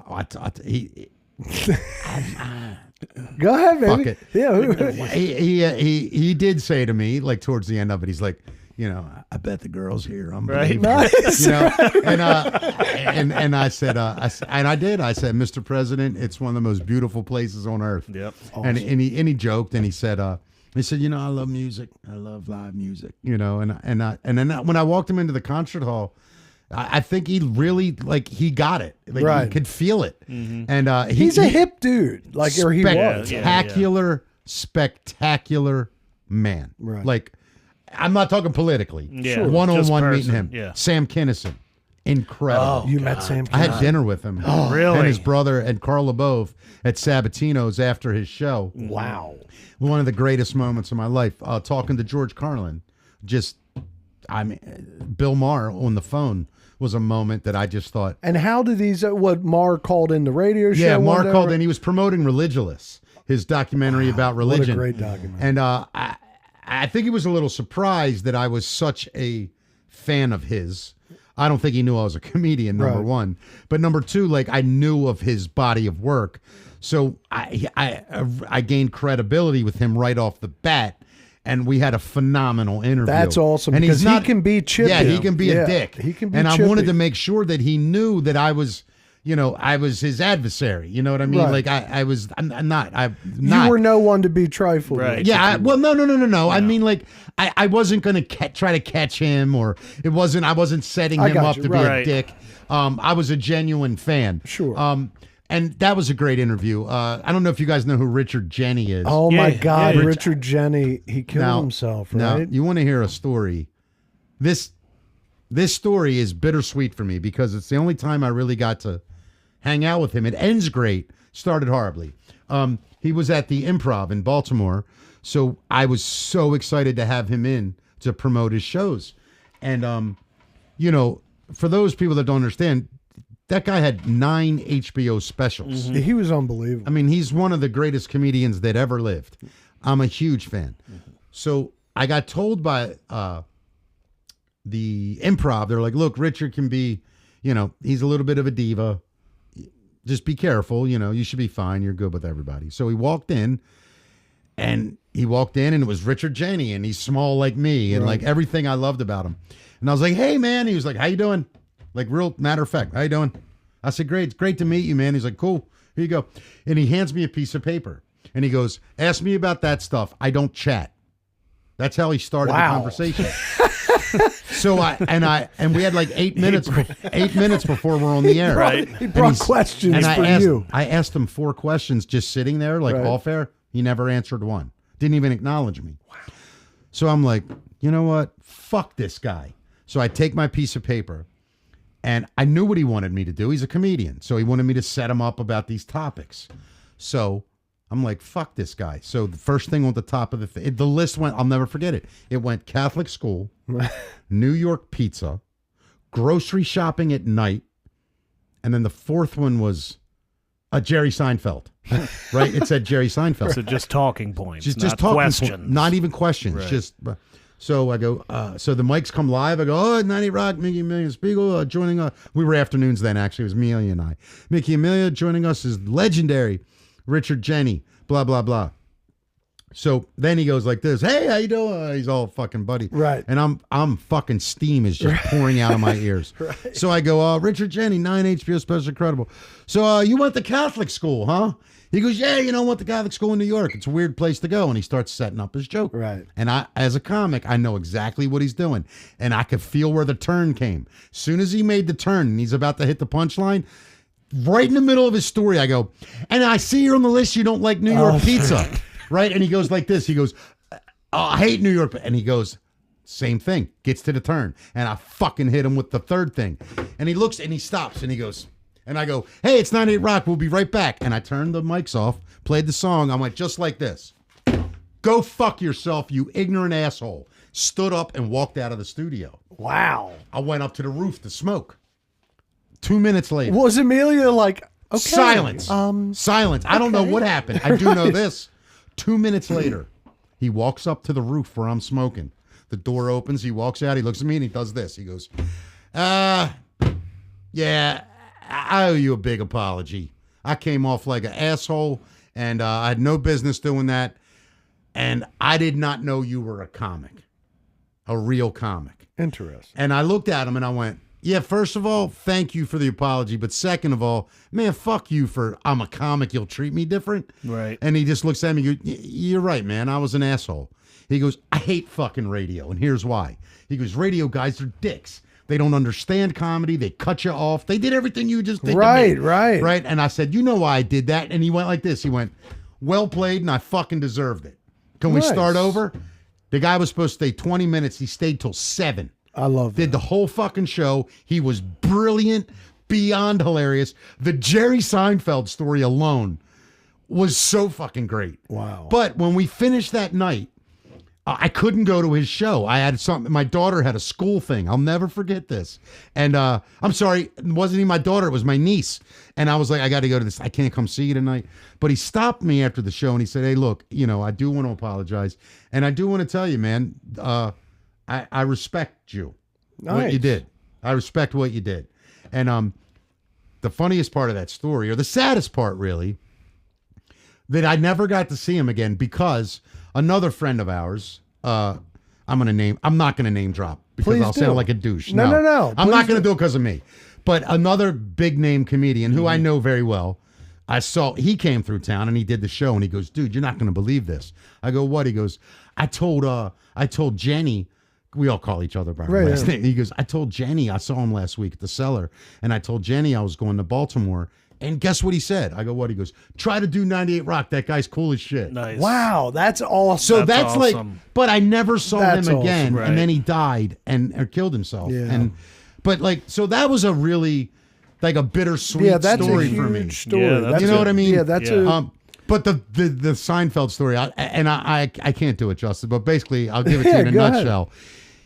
He said that when him and Jerry got famous at the same time, and they're very similar styles, right? They're right. both brilliant minds, but they always had this sort of competitive thing, but they're friends. right. And he goes, and I happen to be in New York on New Year's Eve, and Jerry has the best New Year's Eve party for comics. He goes, and no one's really invited. Jerry just kind of sees you and says, yeah, hey, come on by New Year's. Yeah, I'm having a thing. Right. He said, so I was in town, so I called him. And this is it in a nutshell, but he basically goes, I called Jerry, and I know how he can be. So I call him. I'm like, hey, you having your party? He's like, yeah. And he's like, he goes, there's an awkward silence. And he goes, I'm in town. I'm off tonight. Jerry goes, oh, cool. And Richard goes, think I could stop by the party? And Jerry goes, oh, you think it'll be better if you came? And Richard's like, I don't know. And he goes, let's give it a shot. Come by. And anyway, but he's like, I went and we had a great time. He's like, but that's really how That's our such a relationship. Right. Seinfeld Isn't that thing. so Yeah, that's so Right, that Seinfeld. sounds like a Seinfeld. Yeah. You think it would be better if you did come? Right. Like, No, it's no, just let's give it a shot. Let's give it a shot. See what That's happens. an incredible But story. you know, That's a good one. there's so many great stories though. Like there's so many moments of unfamous people the people that I met just through whatever being on the air. It's a very rewarding job if you like talking to interesting people. Well, that's what we're finding, actually. Yeah. You It's know, incredible, like, right? Yeah, it really is. And if you have somebody that's engaged with you and is listening to what you're saying, right. It's a wonderful Right, thing it's to do. crazy. It really works. Yeah, Yes, it does. and it's entertaining. I know. And Yeah. I think the world is finding that out. You know? Absolutely. I mean, that's why the podcast thing is blowing up. That's why these kind of shows I think are blowing radio's up. going away. Yeah. I know. I'll too. say it on every podcast I go to. I'll tell you guys this. It's like cable. I mean, it's like It's it bigger. has to It's a bigger go difference away. than cable. Here's why. Cable's still here, and it always will be, because it's a distribution center. Radio itself is a distribution center, but the way we think of all these radio stations being, that's the rock station, that's the country station, that's the talk station. They're all going to be talk. Right. And nobody gives a shit about music anymore because you can find it everywhere. Anywhere. Right. Yeah. Right. And right. the song you want at the moment you want. Exactly. Now people are gonna say, well, what about warehouses and things that just have it on in the background? Podcast networks are gonna have that too. Right. AI will give you your playlist Everything. for the day. Everything. Yep. Yeah. So what I'm finding that I love is that what they can't do is what we're doing right now, and that's personality driven Right. content. With I no believe restrictions. none, and I believe the FCC is in big trouble, and radio stations are in big trouble if they don't lighten the FCC rules, and if they don't come into 2025 and realize that most people driving cars where most radio is listened to are adults. Sure. So the idea that you're in the morning at 7:30 and a morning guy says fuck with your 9-year-old in the car, why are you listening to a show that's that kind of content anyway? Sure. You're a shitty parent. Right. Or you're a cool parent and you're not, and you get it. Like I Right. got with my kids. Right. Yeah. Like I knew they were going to cuss around their friends. Right. I told them, don't do it in front of me. And if I hear you do it, I'm going to tell you to stop. Right. I've never heard, I mean, my kids now, they're adults, but growing up, they weren't foul-mouthed little punks, you know. No. Yeah. Yeah, So, they need to update the regulations or get out Or of it's the going way. away. Yeah, I agree with and that. and talk is where it's going to go. And look, to that point, Yeah. let's go to your new show. So, how long you guys been doing it? It's been a couple months or 3 months. 3 months. That's Mickey it. Talks. Well, Yes. baby. yeah, I I've love gone it. back and listened to some of them, and one that just sticks out is when you're talking about when you hosting the male stripper. Oh, dude, that was so true. Dude, I was pissing myself. Oh, that's hilarious shit. I mean, yeah, that's a great. The stick's just in his face, and Yeah, he's this like, guy- "Make sure you tell the right city that I'm from, man." Yeah. So the guy literally, what happens was, I'm the MC. I'm the MC for like in a fucking mail review. Is this Right? recent? No, fuck No, this you're is- just telling the story recently. This is before any. This is one of my first like hosting gigs. Is this at Hammerjack? It was a match. It's like 88, Okay, 89. okay. I'm probably It's I'm probably 20 years old, right? Yeah. And they used Right. to Sunday an afternoons, amazing story. like once a month, they would do a mail review. And we've all been to titty bars, right? You see the drunk guy like, hey, Yeah. show me your titties. Right, you get one or right. two of them. Yeah. Right. You put 300 fucking women Right. in a room with dudes in G-strings. It's wild. I bet you it's wild. Let me tell you something. I was fully clothed. I had to go to confession afterwards. I mean, these women would grab you and hold it, size you up. Like, I mean, if it was a man doing it to a woman, they'd get billy clubbed. Yeah, I mean, right, they would get exactly. the shit beat out of them. Right. But the funny thing was, I'm in the dressing room, and one of the biggest stars of the event was this tall black guy. Right. And I'm not making this up. He wore a G-string thing that had an elephant trunk in the front. It was unfucking believable Right. to see, dude. Right. You knew what was in that trunk. Right. It was the full trunk. So I'm sitting in a chair, and all these guys are around me, standing. So I'm going one at a time. I'm like, all right, and I'm writing notes. What's your name? I'm Buffalo Bill. I'm from, whatever, fucking Montana out on the range. And I got to write all this bullshit, right? So I go all the way around the room. And then the fucking elephant man's there. And I turn. I swear to God, dude, I'm sitting. His fucking elephant dick, I'll do it this way. It's right here. So I go, what's your name? He's like, Marcus. I'm like, Marcus, where are you from? I'm from Detroit, man. I'm from Detroit. I'm writing notes like this. Okay, what part of Detroit are you from? Like, pretend this is it. It's like that. Like, are you from Detroit? I understand, dude. It was so fucking He's funny. like, can you kneel down or something? Oh my god! So like he's doing it, and like I don't even think about it. Right? That this guy Dick is just right in my face. Cut to, I don't know if you guys ever heard this story. So when I was at 98 Rock, we were the flagship station of the Ravens. Yeah. So I sound like a dick saying this, but as long as I called the Ravens every day and was like, hey, it's Mickey, I'm going to come out today and film some stuff in the locker rooms, and I could go to the, Owings Mills castle, right down the street. Right. I had free access. I mean, I couldn't go in the coach's offices and shit, but I could go in the weight room, the cafeteria. I'd go out on the field if they're practicing. Right. I was one of the guys, very small one, but one of the guys. Sure. So one day I could, fuck it, I'm going to go out there. I think we were on a playoff run, or it might have been the Super Bowl year, playoffs. I can't remember exactly. Well, I want to try to explain the locker room to you guys. This picture of, you walk in a room, so lockers, and it's like an L-shaped. Yeah. Right. And then straight ahead from the door were the showers. Right. But on each side of that entrance were lockers and the benches. Right. Matt Stover, like if you're to the left of that doorway going into the showers, was, his locker. And then I think it was Ed Reed or somebody else was right there, but they weren't in the locker room. Right. So I was sitting at that part of the bench in front of that locker talking to Matt Stover with the door between us. Dude, Jonathan Ogden. Oh, God. Listen to me. 8-foot tall Jonathan I'm not kidding you, bro. I guarantee. Where I was sitting, he walked out of the room, and it looked like somebody, like a baby, waved to me when he went by. You know what I mean? It looked like an arm came out of his crotch and was just like, how you doing? Right? So he walked by me. Here's the weird thing. It like went right by my face because I'm turned talking to Matt Stover, and it just went. Now here's the weird part. Like 2 seconds later, I felt like a breeze, like wind. Like I got slapped in the face by dick air. Right. Like, I'm the first guy ever get bitch slapped by dick air. You caught dick draft. Dick draft. I caught dick draft. Wow. Ogden dick By draft. an 8-foot monster. Right?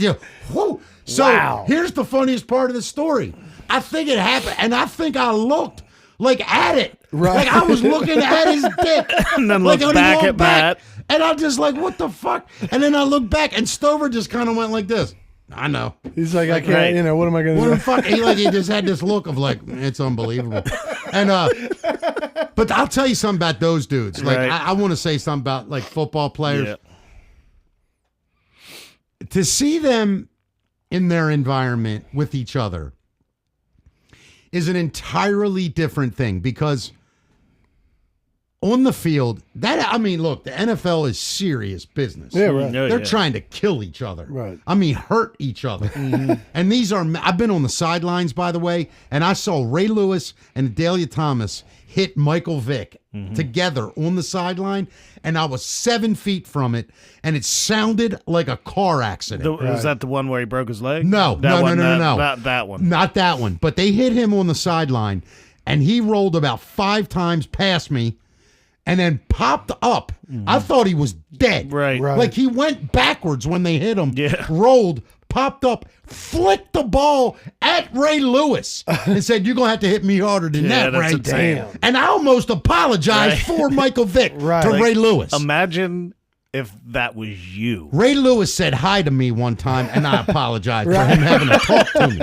I apologize you had to say hi, Ray. Yeah, like there's the famous highlight reel, Ray, like when the punt's coming out and right before the camera cuts out, he just kills someone. You're like, how did they get up? Well, so not only did he get up, he flicks the ball at Ray and says, you're going to have to hit me He hard. said, you got to be tough. That is insane. Yeah.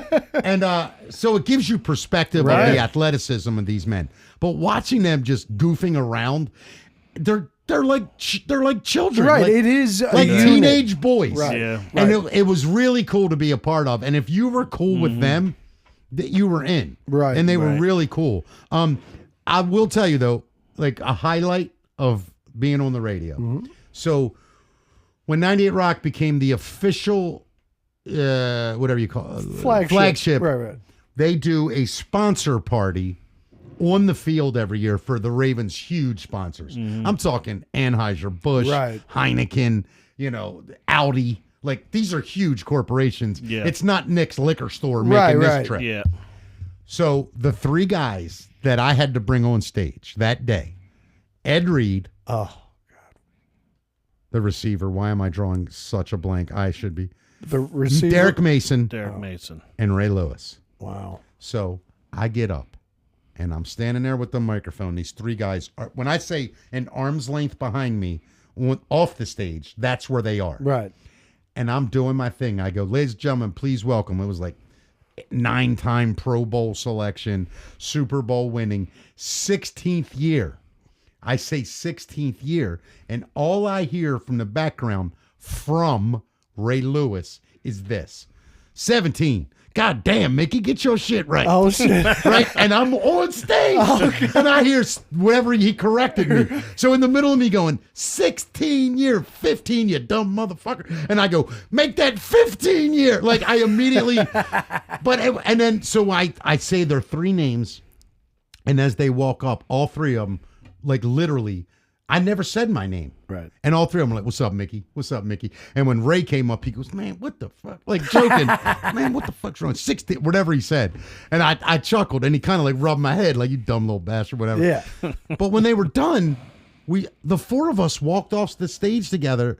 And I'll never forget, Ed Reed, just out of nowhere, Ed Reed looks at me and goes, man, that was tight. Good job, bro. Nice. And I was like, wow, Ed Reed just Yeah, fucking dude, told me. Ed Reed's the coolest motherfucker Let me tell you on what. earth. This is what happened. God created Earth.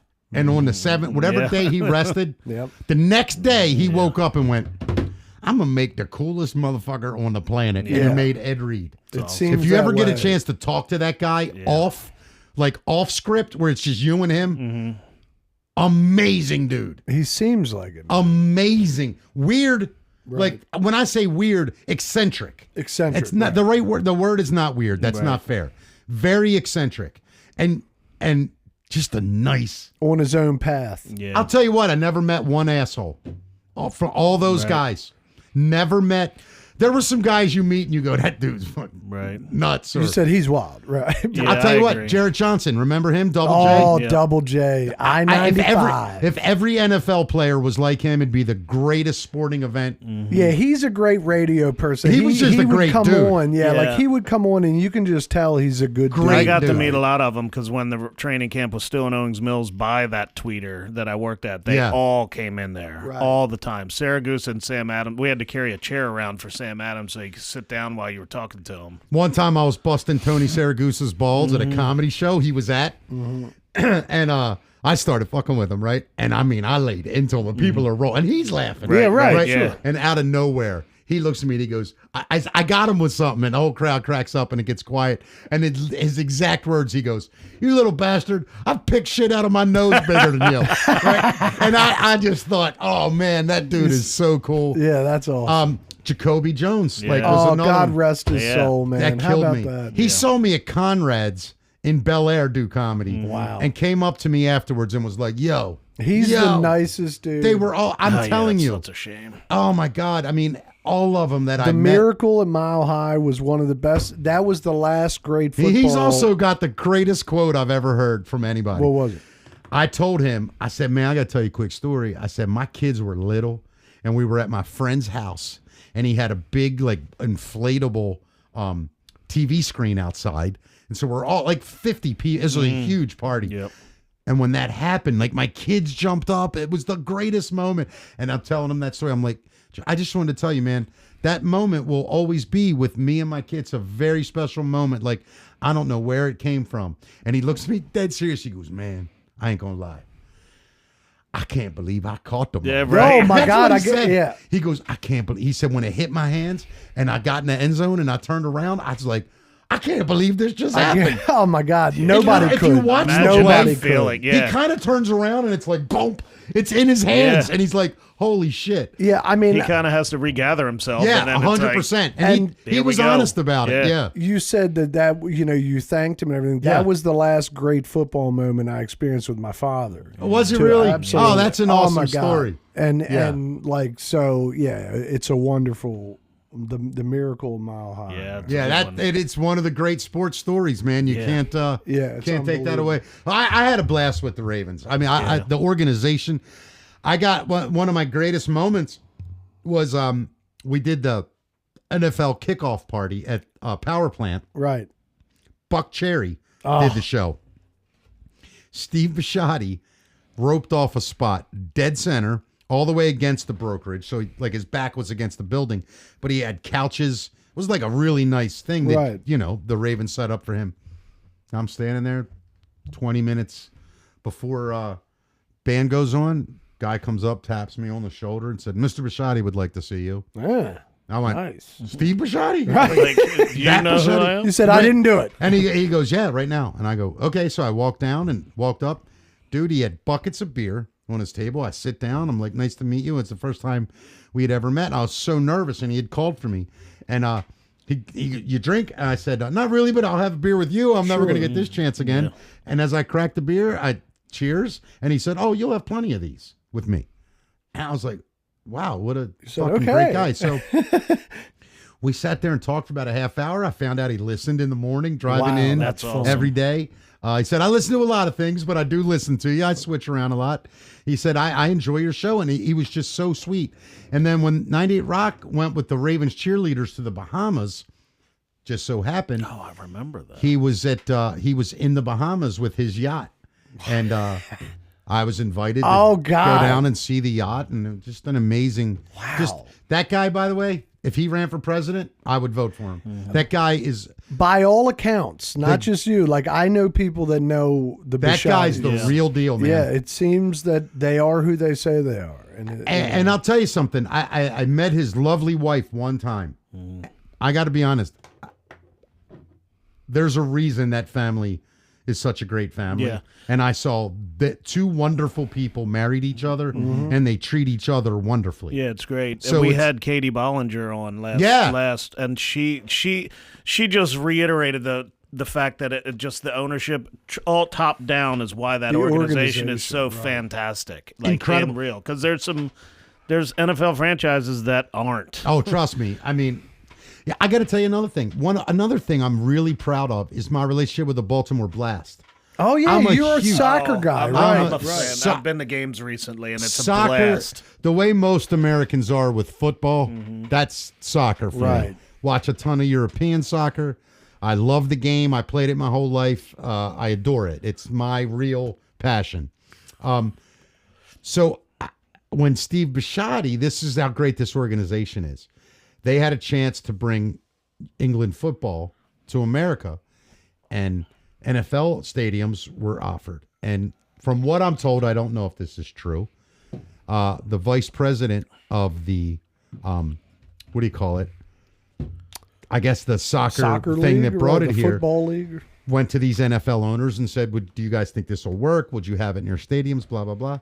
And I got a call from the Ravens asking me my opinion. Wow. And I told him point blank, I said, if it's the two teams you're talking about, it'll sell out in about 2 days. Right. And I think they did 70,000 people or whatever it was. And then they did it for like 8 years. Wow. But but that's awesome. Tell you how great that organization is, though. So that they booked that team, right? They booked the game. I get a call from, her name was Gabrielle Dow at the time. She was the president of marketing for the Ravens. She said, hey, tonight's game, you're coming, right? I'm like, wouldn't miss it for the world. Great, come down early, bring your son. I get there. They give my son a uniform. Damn. He's going to walk out. You know, in soccer, they walk out and kids are holding their hands. Yep. And Gabrielle looked at me and she said, I could not imagine anyone else doing this but your son because of your love and blah, blah, blah. And it was just one of those things where I'm like, okay, that's the fucking Ravens. This is a multi-million-dollar deal. And the president of marketing thought to call me. Yeah, no corporate pigs care about the little guy like they do. It was apparently unbelievable. They're different. They're just, it's another, they are fans. Right. I try to tell people all the time, like, I never stopped being a fan of comedy. I never stopped being a fan of music. I never stopped being a fan of good talk shows, and I'm always a fan. Sure. And when I go see local bands, I stand right in the fucking front. Oh yeah, that's I'm that guy. I'm here to see the band. Fuck you, Right. I don't care if I look cool or not. I'm here to see the band. I've always been that kind of guy. Like I know people use the words like local celebrity and that stuff, and it's weird for me because I grew up here. This is my home. Right. Like you're just you. Yeah, I'm me. I go out everywhere. I've had people. This cracks me up. Like I'll be somewhere and a dude will come up and they're like, "Dude, what are you doing here?" I'm like, "What are you talking about?" And they're like, "I can't believe you're at whatever, lunacy." Right. Said I go to Walmart. And they go, "Yeah, that shit." And they'll go like this. You don't even have security or nothing. I go, what the fuck? Security? I'm one step up from a carnival ride operator. And in certain times of the year, they're above me. Right. Yeah, but still, you gotta still even think about it. Like especially with your career in radio, there weren't iPhones. There wasn't really YouTube. Like people didn't know what you looked like. They just knew your voice. They could hear you talk and know you were there. But nobody knew what you looked like for a while. No, I agree. It's wild. Yeah, it is. It's really wild. And I'll tell you how many times. It still happens to this day. In fact, it happened a couple days ago. I don't remember which day exactly. I go to same Chick-fil-A just about every day because my podcast is right near it. And it's simple. Right. So I'm in there. I go up to the counter, and you go up, and there's 3 registers. Well, the guy next to me is standing there, and I walk up, and literally I go like this. I go, could I have a number 3 8-piece with a sweet tea? And the guy next to me turns, head snaps. He goes, "You're Mickey." And I go, "Hey, man." He goes, "I recognize that voice. I never met you or seen you before." And I'm like, holy fuck. And I swear to God, he goes, "Man, you really are little." That's the first thing the guy said to me. Right? And I start laughing, and the girl behind the counter, she's like 20 years old. Right. And he goes, "Man, can I get my picture?" And I'm like, "Sure." So I haven't even paid yet. Yeah, right. So we do the selfie. He gets his stuff. He's, "Man, great to meet you. Huge fan." And he walks away, and this 20-year-old girl looks at me, and she goes, "Who are you?" That's funny. That's awesome. And I looked her dead in the face, and I go, "Go home and tell your mom and dad that you met Mickey Cucchiella." Right. And she goes, "What is it?" And I go, "Mickey Cucchiella." She grabs her phone and she types. I go, "Here's how you spell it." And I tell her, and she goes, "Okay." I go, I pay, I sit at the table. You know how they bring you the food? Right. She comes over with my food and she goes, "My mom said I should get my picture with you." That's so awesome. So I go, "Come on." And we take a picture, and she's on her phone, and she sent it to her mom, and that was it. But like, it's those those little things, though. I got to tell you, it's the weirdest thing for me, because I'm telling you right now, I had Marty Bass on my show 3 weeks ago. Right. I've personally known Marty for 25 years. Right. Like, "Hey, Marty. Hey, Mickey." His number's in my phone. Right. We've been texting for years. Like, we're friends. When he walked in the room to my podcast, I'm still like, wow, that's Marty Bass. You say Marty Bass, right? I've never lost that with anyone. Right. And so why I say that, I brought the Blast up for a reason. Ed Hale, who owns the Blast, who loses money every fucking year. Right. Is the most winningest owner in Baltimore sports history. Has 10 championships. Yeah. Okay. And I love soccer. It's indoor. It's a different game, but if you have kids and you want to go for a fun, go to cheap Towson. Time, it's amazing. The kids love it. It's interactive. It is. It's incredible time. Incredible time. It's so fast paced. It's so amazing. And in so kids, good. it's incredible. Parents, you don't like soccer. It's not boring like outdoor. I know why you don't like that. I get it. Indoor scores 12-7. Yeah. And it's music the whole time. Oh, they have the banners with like Keith Van Aaron, Stankovic, they're all that, like the the banners are all hanging for the games. And it's, but Ed Hale, I mean, is it elaborate? Is it that? No, it's what it can be. Right. But it's as high end as you can make it without Ed losing millions. Sure. Still loses lots. Right. Every year.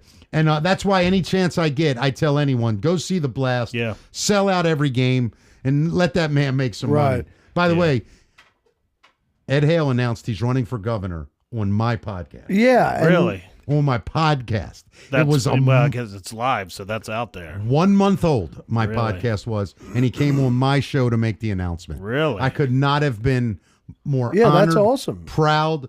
But let me tell you something. Fuck channel. I'm not even going to say what channel, but fuck them. Because the next day, they ran a thing, and all they had the balls to say was, Ed Hale announces running for governor on a local podcast. Right. Really? You can't even say the name of it, you Right. dick. Fuck off. That's why nobody reads your stupid fucking paper. Well- It's a paper. I said TV station. Paper. I know Right. which Well, one so it- we're I down know to which one it we're down to one. Right. Right.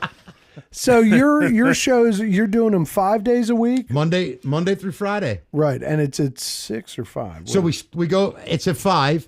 It's usually about anywhere from 90 minutes is like our target, but it's been going about 2 hours. Right. Today would have, but I promised you guys I would Right. be here. Yep. So I mean, I think I still went to like 6:35, and I was Yep. like, "Fuck, I'm gonna be late." That's so I funny. felt You bad. went right from 1 to right. I You- Yeah, Literally- I guess I didn't think about that's what he was doing I before literally he came went. here. I literally went like this on my show. I could not remember the. I'm so sorry. I'm That's going to all announce it right. It's tomorrow. all good. That's all I right, promise. man. I swear. But I'm an honest motherfucker. I know. So I That's said all right. I can't remember the name of it, but I promised them I'm going and I want to go and I want to promote us and I want to promote them. And the last thing I said on my show is I'm driving to Owings Mills to do another podcast. Awesome. Well, that's awesome. I talked to Matt for 3 minutes, walked out the door and text you because Eastern Avenue in the 95 Right, was right. all fucked up. So I'm like, fuck, I'm going to be 20 minutes late. So, and then I text No, you. man. But Yeah. I It's all pride good. myself Yep. on being on time now. I was never that guy. Right. And now I do. So I apologize Yeah, for no, being late. it's totally fine, Yeah. man. It's totally fine. But well, so I'm loving the show. I've only seen I've watched them when I can. I Sure. have been extremely. You don't have to We have been apologize, dude. extremely busy Yeah. as of late. Yeah. But I have watched a couple episodes and I love them. And I love Matt Davis. I Dude, think he's incredible. That Yeah. show is as good as it is because of him, not because of me. well, you both have, real bona fides in the industry. You both, bring a certain angle, and I think it works well. Like you guys thank work you, really man. well Yeah. together. And I'll Yeah. tell you, man, it's been a really interesting thing to experience from this side of it because, when you do a show every day that's just talk with no commercials, Right. Imagine just you two talking to Right. each other for 2 hours, Right. Our first episode, we interview each other. Right, We didn't yeah. have a guest. Right, It's just me and exactly. him. Yeah. Yeah. But So we prepared for that shit. Right, Kind of, yeah. So Matt, the reason our show works the way it does, I think this will shock you. I've never written down a joke. Right. I've never put pen to paper Really? in 56 years. I think of things that I want to talk about, and then I go on stage and I just start talking about it. That's And you bold. remember it. I mean, Nah. maybe not. I mean, I probably have 10 hours of material that I performed once and never remembered again. That sucks, but it's your process. It's the way I do it. Right, it's I your- just recently started recording all my stuff. I never recorded. I never did anything. Right. And now I started doing that. But the thing I wanted to say, like what you guys do, like I love shows like this. Right. And I love the way, like being here now and seeing how you do it and what you're doing. This is the future, man. 100%. Right. And what I'm trying to do with mine is I want to build a network. Right. I want, 24 hours a day podcasts on my network. And it's a lot of work to do that. And that's my long-term goal. Mm-hmm. And I figured, all right, if I can build my brand up enough to garner that, that's what I want to do. Yeah. And now within 3 months, I mean, I've gotten sponsorships. I'm realizing that advertisers are starting to understand that podcasting is a real thing. Right. You get real numbers on it. Right. I'm blown away by the amount of people that listen live every day. Right. Well, that's the key. I mean, I think Yeah, you're the in a live- perfect the live's sweet cool. spot. Yeah. Like, and I'm with the perfect partnership, and it's growing as we go. yeah, your guests are great. The Yeah, production's awesome. It's been amazing. I've been very, very fortunate. When you came out with it, I messaged you on Instagram that we were happy, to Yeah, see thank that. you, man. because And I'm sorry yeah. it took a minute for me to finally get here. It's fine, man. Like, Yeah, it's all good. you We're not know, going anywhere. Yeah, we I mean, weren't- all we have is That's why time I right just now. kept throwing and I haymakers every once apologize, and dude. again, and you don't have to. It's But you know what? I totally get it. Here's the thing, man. Like I I look at this show as yours is just as important as mine, meaning, right. I don't know how many people listen to your show. I have no idea. Right. But I know that if one person listens to you and they go, I like that guy, let me try him out, it's worth the drive here. Yeah. Our theory has been that, and you know this, that the world is changing very rapidly. And right now, my theory is that every city is going to have its network of cool-ass shows. And there's no reason. Stuff. I wish I could tell you something. There's right now. no reason. I'll tell you off the air something that's going to blow your mind. Well, good. There's no reason why Baltimore can't be that city, and there's no reason why a rising tide raises all ships. And one show's bullshit. We want cool shows in the city. The thing with what we're, it's unique, man. We bring bands in here. Right, dude. You guys are doing mastered shit. It's all. It's like Before you leave, we're going to show you a couple. We'll show you some stuff. But it's so fun. What has blown me away the most, I think, getting into this world, is just how wide open it is. Mm-hmm. Right. It's a new horizon. It's fucking like Hollywood 1929, 1930. Right. Like, who knows? My goal, just so you understand, is I just want to get rid of radio. I don't mean I hate radio. Mm-hmm. I just mean it's time. Nobody cares about music on the radio anymore. Right. And I'm sorry to say, but 90% of people in radio are in sales and advertising. They're not in an art form. Right. And that makes me sad. And so what I want to build is a network whose sole focus is the entertainment. Right. Advertisers will pour into that. Right. If you have audiences, advertisers have dollars. Right. So I want to build the audience first. Right. I want the shows to be so undeniably entertaining that it makes sense to our listeners, saying, hey, look, this is why we started this, was to get to this point. Right. You're going to put up with a couple commercials now. And, right. Yeah. And I think people get it. And I do think that like local markets is important. It's like that's where everything. Right. Everything. It's like if you can show that you're advertising to these people, it's like they'll, and also for a better rate, it's probably, because legacy media and everything to advertise that way is probably astronomical compared to what you or we would be asking. I got to tell you something that blew my mind. So we have a couple advertisers. Okay. And so I called radio people and I was like, look, what are you guys charging for spots? So they told me what they were charging, different radio stations. Right. And see, I was also a buyer. Like, I've been on every side of this world you could be on. I've owned businesses that advertised. I was a radio guy. I've owned nightclubs. I've booked bands. I've been a booking agent. I've been an entertainer. Like, I know every avenue there is, so I see everyone's point of view. Right. And it's easy for me to make deals with people. You. Right. Yeah, because I know what they ultimately want. So what I think guys like us, and I'm including you in this conversation, guys like us are realizing now is that people do want to search for things they like for them. Right. The days of having 4 shows on at 8:00 on a Thursday is fucking over. Right. Sitcoms done. Nobody gives a shit right. anymore. So while I agree with you, I think it's even more so. I think you're going to see the movie business become regional. I think you're going to see the music business become incredibly regional. And I think the national spotlights are going to get much smaller again. Right. And you're going to have to be so unique that you are able to go nationally. There'll be breakouts, of course, of national prominence. But it won't be run by Hollywood anymore. Right. The entertainment world will not be controlled that way. Yeah. And I think what's going to happen, and I'm counting on it, in fact, and I'm building an entire future upon it, is that we are going to replace radio. Mm-hmm.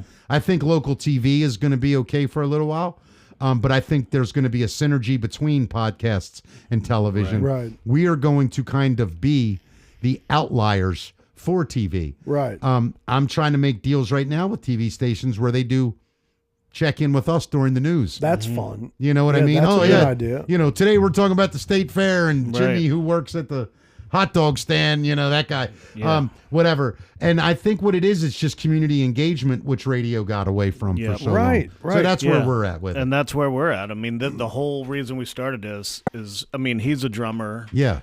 And he's a passionate drummer. Right. So we've had individual episodes with drummers. So they come in, we interview them. I've learned so much about drumming. Yeah. And I'm not a drummer. I make the Predators and the Xenos and stuff. That you fucking made these things? He sculpted that Edgar Allan Poe bust. It's a big bust. That's a miniature. Yeah, the dead body, like at the Poe Fest in Baltimore every year, there's a dead Edgar Allan Poe laying in a casket. I made him, and I made Virginia. Like, I've met Marty a couple times because he's interviewed me over this at the Poe House in Baltimore. It's been great. Listen, man, we got to talk because, like, I have an idea. Like, I can't believe there hasn't been, like, a really good Edgar Allan Poe movie. I couldn't agree more. One of the most fascinating Americans in our history. Yeah. And, I love Poe, dude. I mean, the John Cusack movie is pretty good. It's a fucking great movie. The Raven. The Raven. Yeah, it was good. It's a great movie, but... It's not what we want. Yeah. You know what I mean? So back in 2018, when I first did the Poe, are you in the Poe Society? I'm not. No. Okay. But I know Enrica. She's the president of the Poe House. I met all those people. Yeah, they're cool. Like, I'll show you the pictures when we're done. But Peter Green came to the first event we had at the Carroll Mansion. Like, I have a picture of him kissing me on the cheek, but he's because he was doing a movie which was a take on The Mask of the Red Death. Right. I don't think it ever got made, but he came there and he was. I talked to him. He was one of the nicest people I've ever met, and he was asked me what I do in the group we were at, because it was like the party for the creators, the sponsors, everybody. I was like, I made the Edgar Allan Poe that's in the other room. He's just like, what do you mean? So he's like, show me. And I walked in, and he's like looking down at it. He's like, you did this? And he pulls out his glasses, and he's looking at it. He's like, you missed a freckle. No. He goes, so I was in this film with Jim Carrey. I was like, The Mask. I know who the fuck you are, dude. Yeah. That's I'm awesome. just following you around, like looking at you. Yeah. That's awesome. He was humble enough to be like, I was in a movie with Jim Carrey. I can't. You're Dorian, dude. Right. I am so not trying to compare my status with those two. Right. But I will tell you something funny that happens to me. I do say, people will say, who are you? I go, my name's Mickey. And they'll go, I used to do this dumb little radio show. Like, I'm the same way. Like, I can't believe people liked it. Well, that's what I like that about. Like, I like people like that. I'd prefer that because, it's grounding. And it's also disarming as a fan. It makes you be like, okay, cool. Dude, I have a little bit, I can't imagine ever being around other people and thinking, you guys know how lucky you are to be with me. Right. You said, listen, I'm usually I'm the shit. Yeah, right. We all know people like that. And it's just, I've never been enthralled by anyone like that. I'll tell you, I've met rock stars that I thought were going to be fucking assholes. Right. That were just the fucking coolest, man. Right. Like unbelievable dudes. Gene Simmons from Kiss. Yeah. I sat in a room with him for 40 minutes, just me and him, and Hammerjacks. He seems, Dude, we so know this about was him now. sitting in a room with Gene Simmons at Hammerjacks in the 80s? 90s. 93, yeah. Okay, that's awesome. I'll tell you the funniest thing I asked him, dead serious. I hope you guys don't mind me asking this one. No. We had talked for about 10 minutes, and he knew I was fine. We were making each other laugh. And I look at him, I go, hey, Gene, no bullshit. Who got more pussy, you or Elvis? Right. And he chuckles, and I swear to God, without missing a beat, he goes, in 1977, I got more pussy than Elvis got his entire career. And that's what he said to me. That's such a great answer. And the best part is, I think I fucking believe him. Right. I just saw like a clip of him. Was he with Bert Kreischer? He was with Bert Kreischer. Bert Kreischer, I think, was interviewing him. Yeah. And Bert Kreischer's like, I've slept with like 6 women in my life. And Gene Simmons just like, wait, what? Yeah. You're a human male, right? Gene probably got, I slept with 6 women at once. Right. He said yesterday. I will tell you the funniest Gene Simmons story. I will share this. I got to get this guy on your show. Craig Gass, who is a comedian. He does the Gene Simmons that's on Stern and all. He's like the greatest impersonator. Okay. Right. He's brilliant. Anyway, he tells me this story. He actually was so good, Gene hired him to do radio interviews for him. Damn. Without people knowing. Nobody. Wow. And they did it on his show, Family Jewels, Wow. Gene Simmons' Family Jewels. Craig's is on it. Anyway, so the story goes that Craig had been out with them for a couple nights on tour. And the first night, he goes, the first night we're there, Gene gets done. We get back to the hotel. Gene walks out of the limo, and he's got this beautiful girl with him. They get in an elevator, go upstairs. Second night, different city, different limousine, same Gene, different beautiful girl. Third night, limousine, Gene gets out, fucking 300-pound woman behind him. Oh, just shit. looks awful. Walks in, gets on the elevator, looks at his guys, gives the nod, doors close, he goes up. Next day at sound check, somebody goes, Gene,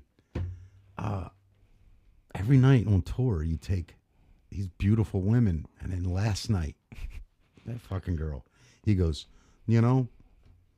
you cannot eat filet mignon every night. Every now and then you need to stop at McDonald's. Dude. That was his answer. That's the most rock star shit I've ever heard in my life. That was his fucking answer. Unbelievable. And I heard the story, and I'm like, holy shit. But, I mean, he was incredible. There's so many incredible. Man's ahead of his time. Yeah, I mean, listen, guys. I'm honored to be here that you want to talk to my dumb ass. I could tell you stories all night, man. Well, look, no, that's going back to what I was saying. Like the reason we started the show, me and my wife see a lot of local music. We know a lot of local bands. So this kind of gives them a platform for people to discover them. Like you're a Baltimore icon, whether you like it or not. Yeah. Like people know who you are. I get it. It's just another thing. You've told stories that I've never heard that whoever's listening is never going to hear, and they're gonna discover you in a whole new way. Yeah, man. I mean, and look, that's what it's all about. I love the idea of these podcast networks. Yeah. I love guys sitting around talking, and you guys know people that have great stories, and I mean, yeah, because that's the way we do. I mean, we're like we want to come have you on for an interview, but it generally just turns into a conversation. We're all just talking. Right. Like, of course. Yeah, we ask questions, but those questions can turn into just a conversation, and we get lost, and we love it. I mean, I had a guy interview me one time. It was a great interview, and he was so like nice after. He's like, "That was the best interview," blah blah blah, and all this. And I'm like, "Oh, great, man! I'm glad you have fun." And he calls me like 2 weeks later, and he said, "Hey, man, I just finished editing your show." And I was like, "Oh, cool. How'd it turn out?" He goes, "Man, it was awesome." He goes, "But I realized something." I go, "What?" He goes, "I asked one question." I go, "What do you mean?" He goes, "I had 39 questions. I asked one, and we talked for an hour and a half." That's great. And I'm you like, said yeah. I tended to. Like I anytime, think that's awesome. I've never, listen, I get what you're doing, but I've never, like, I don't prepare. Yeah. I sit down and talk to people. And like, truthfully, I've only prepared probably 3 times. No, but this was great, yeah, man. and I tried to just do it respectfully with a couple bullet points. I really appreciate Well, what we've had one guest, Mitch Shavitz. He's a drummer from Big Machine, if you've ever heard of that band. Great local. He brought his resume in. Yeah. And so we just went through his resume, but it was still great because it was still a conversation because we didn't really ask questions. We're just like, so let's talk about this band. Right, I'm going, holy shit, you were, and I'll be able to. Can I say the time is right now? Yes, sir. Yeah. I know you're recording, right? Yeah. And so it's 9:30 at night, right? Yeah. I couldn't fucking wait to get here. Yeah. Like, I love doing this shit. It's so fun. Yeah, and I don't I don't understand people that complain about doing that. Like, you're complaining about having fun and talking. No, like, right. It makes They no just sense. don't understand. Yeah. Well, look, Mick, are you good to go? Can I? I mean, I did read. Are you a big UFO and Bigfoot guy? So let me tell you something. UFOs, I'm in 100%. Me too. They're never Me going to too. fucking convince me. Right. Bigfoot, I've been 100%. Yeah. Last year or two, I'm at like 97. Okay. And I'm That's just not telling that you, big of a drop. I'm telling you why I'm dropped a little bit. I was 100. Too many fucking hoaxes recently. Yeah. And I'm like, I just think the military could answer it in about fucking 8 minutes, right? They could find a goddamn Sasquatch. They found, listen, They found Saddam Hussein in a hole in a fucking desert. Right. You're going to tell me they can't find fucking Bigfoot and just say, they ain't have to do nothing if they find him. Yep, it's real. Well, I read one stat, like especially in the Pacific Northwest, that like 70 planes have gone down in that forest between Northern California and Canada that have never been recovered or found. Yeah. Right. I'm under over there, but like covering. I mean, this is Soldier's Delight. Like I knew a man who claimed he took. He lived with a family of Sasquatch right back here. I almost but did I don't one know time. how Soldier's Delights. I mean, that's many square miles of forest and mines back here. I know, baby. Dude, trust me, I'm not far behind. I lived with a family one time. I thought they were Sasquatch. Turns out that dad just had a bad drinking problem. That's all that was. And their diet sucked. Well, Mick, we like UFOs, though. I'm all dude, in. I'll go a step further. I believe by 2030, it's completely revealed, and we're living with the knowledge. Right. I believe it. I do think that if there is a there, it's going to be revealed soon. So because five it's more just years. too much shit. I think they've already started the slow reveal. Right.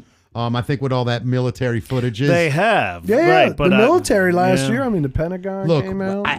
Say what you want. To get 60 fucking retired military people, 60, not 4 dudes that got drunk and said, hey, I got an idea. Well, that's the thing is 60 guys going, career military guys that don't have wacky histories. Right. They're not goofballs. They're not out to make a buck. They're official generals and that, stuff. Yeah. It's noteworthy.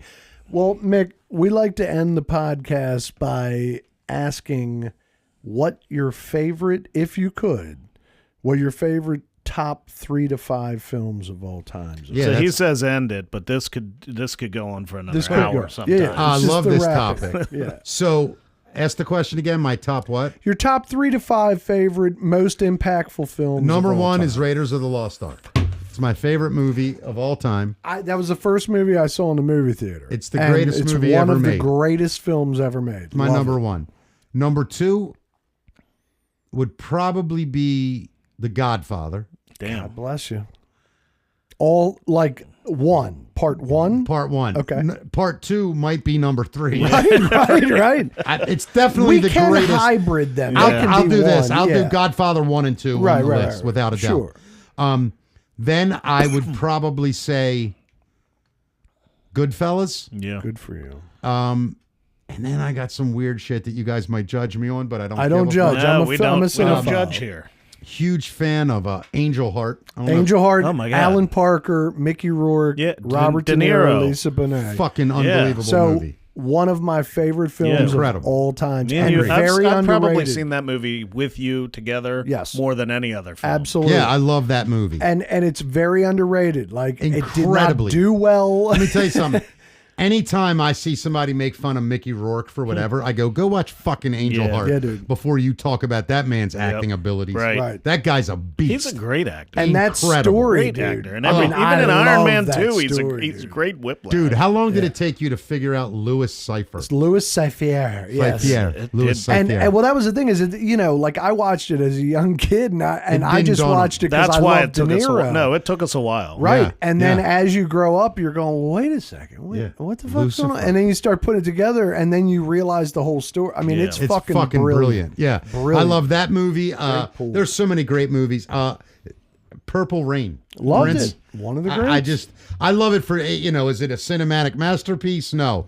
But it's one of the greatest rock star movies ever made. Right. And Apollonia. Oh, she's worth the price of admission. I mean, worth the price of the entire stadium. I agree. There's so many great movies. Jesus. I'm a huge fan of Boondock Saints. Love that movie. Okay, so listen. So how am I doing, boys? Am I okay? No, you're perfect, baby. Yeah, one of my favorite there are no scenes wrong in answers any here. movie is the toilet. Oh, this is God. just to get when to I know. saw that, I put that. I didn't even show people the movie. I just showed them that scene and waited for the reaction, which I didn't always get. Right.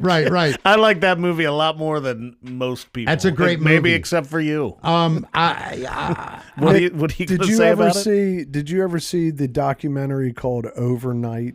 it's about the making of Boondock Saints. No. So every Boondock Saints fan I tell this to, because I still haven't even Boondock watched Saints. that deal. I was always like, it's okay. Yeah, I Right. get it. Like I did. You but, did not like it as yeah, much like as I did. people I loved it. But then this documentary And it came had out. Ron Jeremy in it, for crazy. Yeah, exactly. Right, you can't go wrong. When And that character Willem Dafoe plays, Yeah. I'm sorry. well, that's fucking brilliant. it wasn't a piece of shit. I just Right. didn't think it. I got you know, It didn't grab Yeah, you. Yeah. But there was a documentary that came out about 2 years after it was out, called Overnight. And the documentary was, the guy that made that movie is a guy named Troy Duffy, and he was a bartender in Hollywood. And one night, I want to say Weinstein or somebody came in, I think you said it was Weinstein. and he got an overnight deal basically on Yeah. a napkin, by that script, and he became this new thing. Right. His best friend at the time was like, I'm going to document your rise in Hollywood, and started the documentary as that. And this guy Duffy shifted into the biggest asshole lunatic dickhead of all times, and people bailed, production companies bailed, like it, and the documentary became how the overnight sensation of this guy Duffy, he lost his marbles and went off the deep end. It's fascinating. What's it called? Overnight. Got it. Yeah, and About the right making on of it. I'll be watching that in about an hour. Yeah, look, and it's about 2 hours long, and it's just behind the scenes of the whole in. thing. It's so fascinating. Yeah, it's But incredible. I showed that to Katie, Alana, Emily. All They three were- of them. all three of them at the same time, and they were less. Well, you came than in impressed. real Yeah. hot. Oh, like yeah, when I that did. came out, he was like, "Dude, it's the greatest movie since I Pulp did. Fiction." I'm with him. I remember Right. telling I'm you with that him. specifically. I that know. it is the greatest And movie many I have people do ever think seen that. in my life. It's You know, I got to tell you, like you're talking about learning about people's personalities Sure. through movies, and I agree with you. There are some movies though that I will say, I at 56 years old, I'll still watch them. The Wizard of Oz, Mary Love it. Poppins. Mary we Poppins. watch dude. Mary Poppins every Christmas. I love that. Some other things. Just thinking about movies that like they impact you. Like, Grease. Dude. Love Grease. Fuck, are you kidding me? Yeah, I'm not That ashamed. movie's a cinematic masterpiece. incredible. Saturday Night Fever is another one. Love it. The first one. Yeah. But I'll tell you, the one movie, when I think of, if I was ever going to make a movie, like if I was going to say, all right, here's $1 million, whatever, Right. you can make your own movie, and I could make anything, I think that I would have gone down the road that like Spielberg did with Raiders. Like that kind of, like, I'll tell you another movie, and it's so fucking cheesy, is National Treasure. Oh, I Great love all of movies. them. Dude, Yeah. they're incredible They movies. captured the Indiana, like they captured Exactly that right. adventure. Exactly thing, right. Have you ever whatever heard the thing that about is. Raiders of the Lost Ark where it's fairly recent where they say that Indiana Jones is absolutely useless in that movie Oh, he's because complete. the Nazis would have found the Ark anyway. Anyway, right. Yeah, I mean, Even if he didn't find it, they would have eventually dug that spot. Well, there's a Right. really funny. Have you guys ever seen? There's a group of guys that made Raiders of the Lost Ark in their backyard. Yes, My it's a God. YouTube Yeah. recreation of the whole movie, right? Yes, it's one of the most fascinating. Like, I mean, it's insane how they literally recreate it scene for scene, but at the same time they do not even like acknowledge the fact that they have no budget. It's literally, dude, the plane scene. it's like Be Kind, Rewind, that movie with Jack It's Black. the- It's all get. It's all fucking just like- unbelievable. And like, I have so much admiration. And the guys say the same thing. They're like, when we saw the movie, it changed our lives. I'll tell you another movie that really, it was Jurassic Park. Oh man, Because there's certain movies that when they're made, they change the way movies are made. right? Right? Citizen Kane did it with a cutout floor to have an upshot. God, I felt that way about Braveheart. Oh my God, Braveheart. Braveheart, Holy one of the shit. greats. What an amazing fucking movie that is, right? Jurassic Park though was an experience when it came out. Oh, like, my it was, God. It was like, if you- 1993. Yeah. Like people Yeah. were watching that on cinema, going, What the Are fuck? there really Right. fucking I saw dinosaurs that in with this movie? Palak. I saw Yeah. that with Palak. So And I'll tell you, you guys made your music. Do you remember a guy named Mitch Allen, SR-71? Mitch Allen. SR-71. Remember that band? Yeah, I feel like I remember the know band. Yeah. the name, but So I don't know he why. was the singer. He's from Baltimore and great friend. And we were both crazy Spielberg, nuts. Right. When that came out, we went to see it together. I remember both of us leaving there just like, what the fuck was that? That Yeah. was the wildest.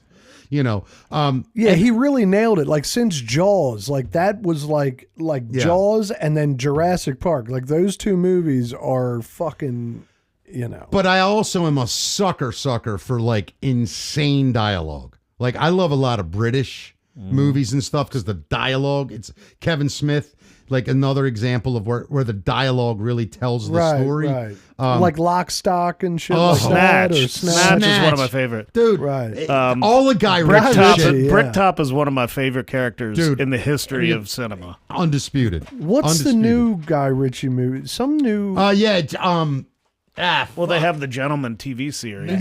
But he's got a new movie There's out. a brand new movie out, but I don't know if it's doing well, but... I can't think I just remember that there is a new Guy Ritchie film out currently. No, I love movies, I love good dialogue movies too. All right, let me ask you this. Top 3 bands of all time. Okay, so I've done this before. Yeah, so who's your top 3? Fish, Steely Dan, Frank Zappa. So you're a musician's musician. If you will. Not interested. Right. Who's your top? I understand. So I would say my favorite bands of all time, I would say Fish because we've been seeing them together since 95.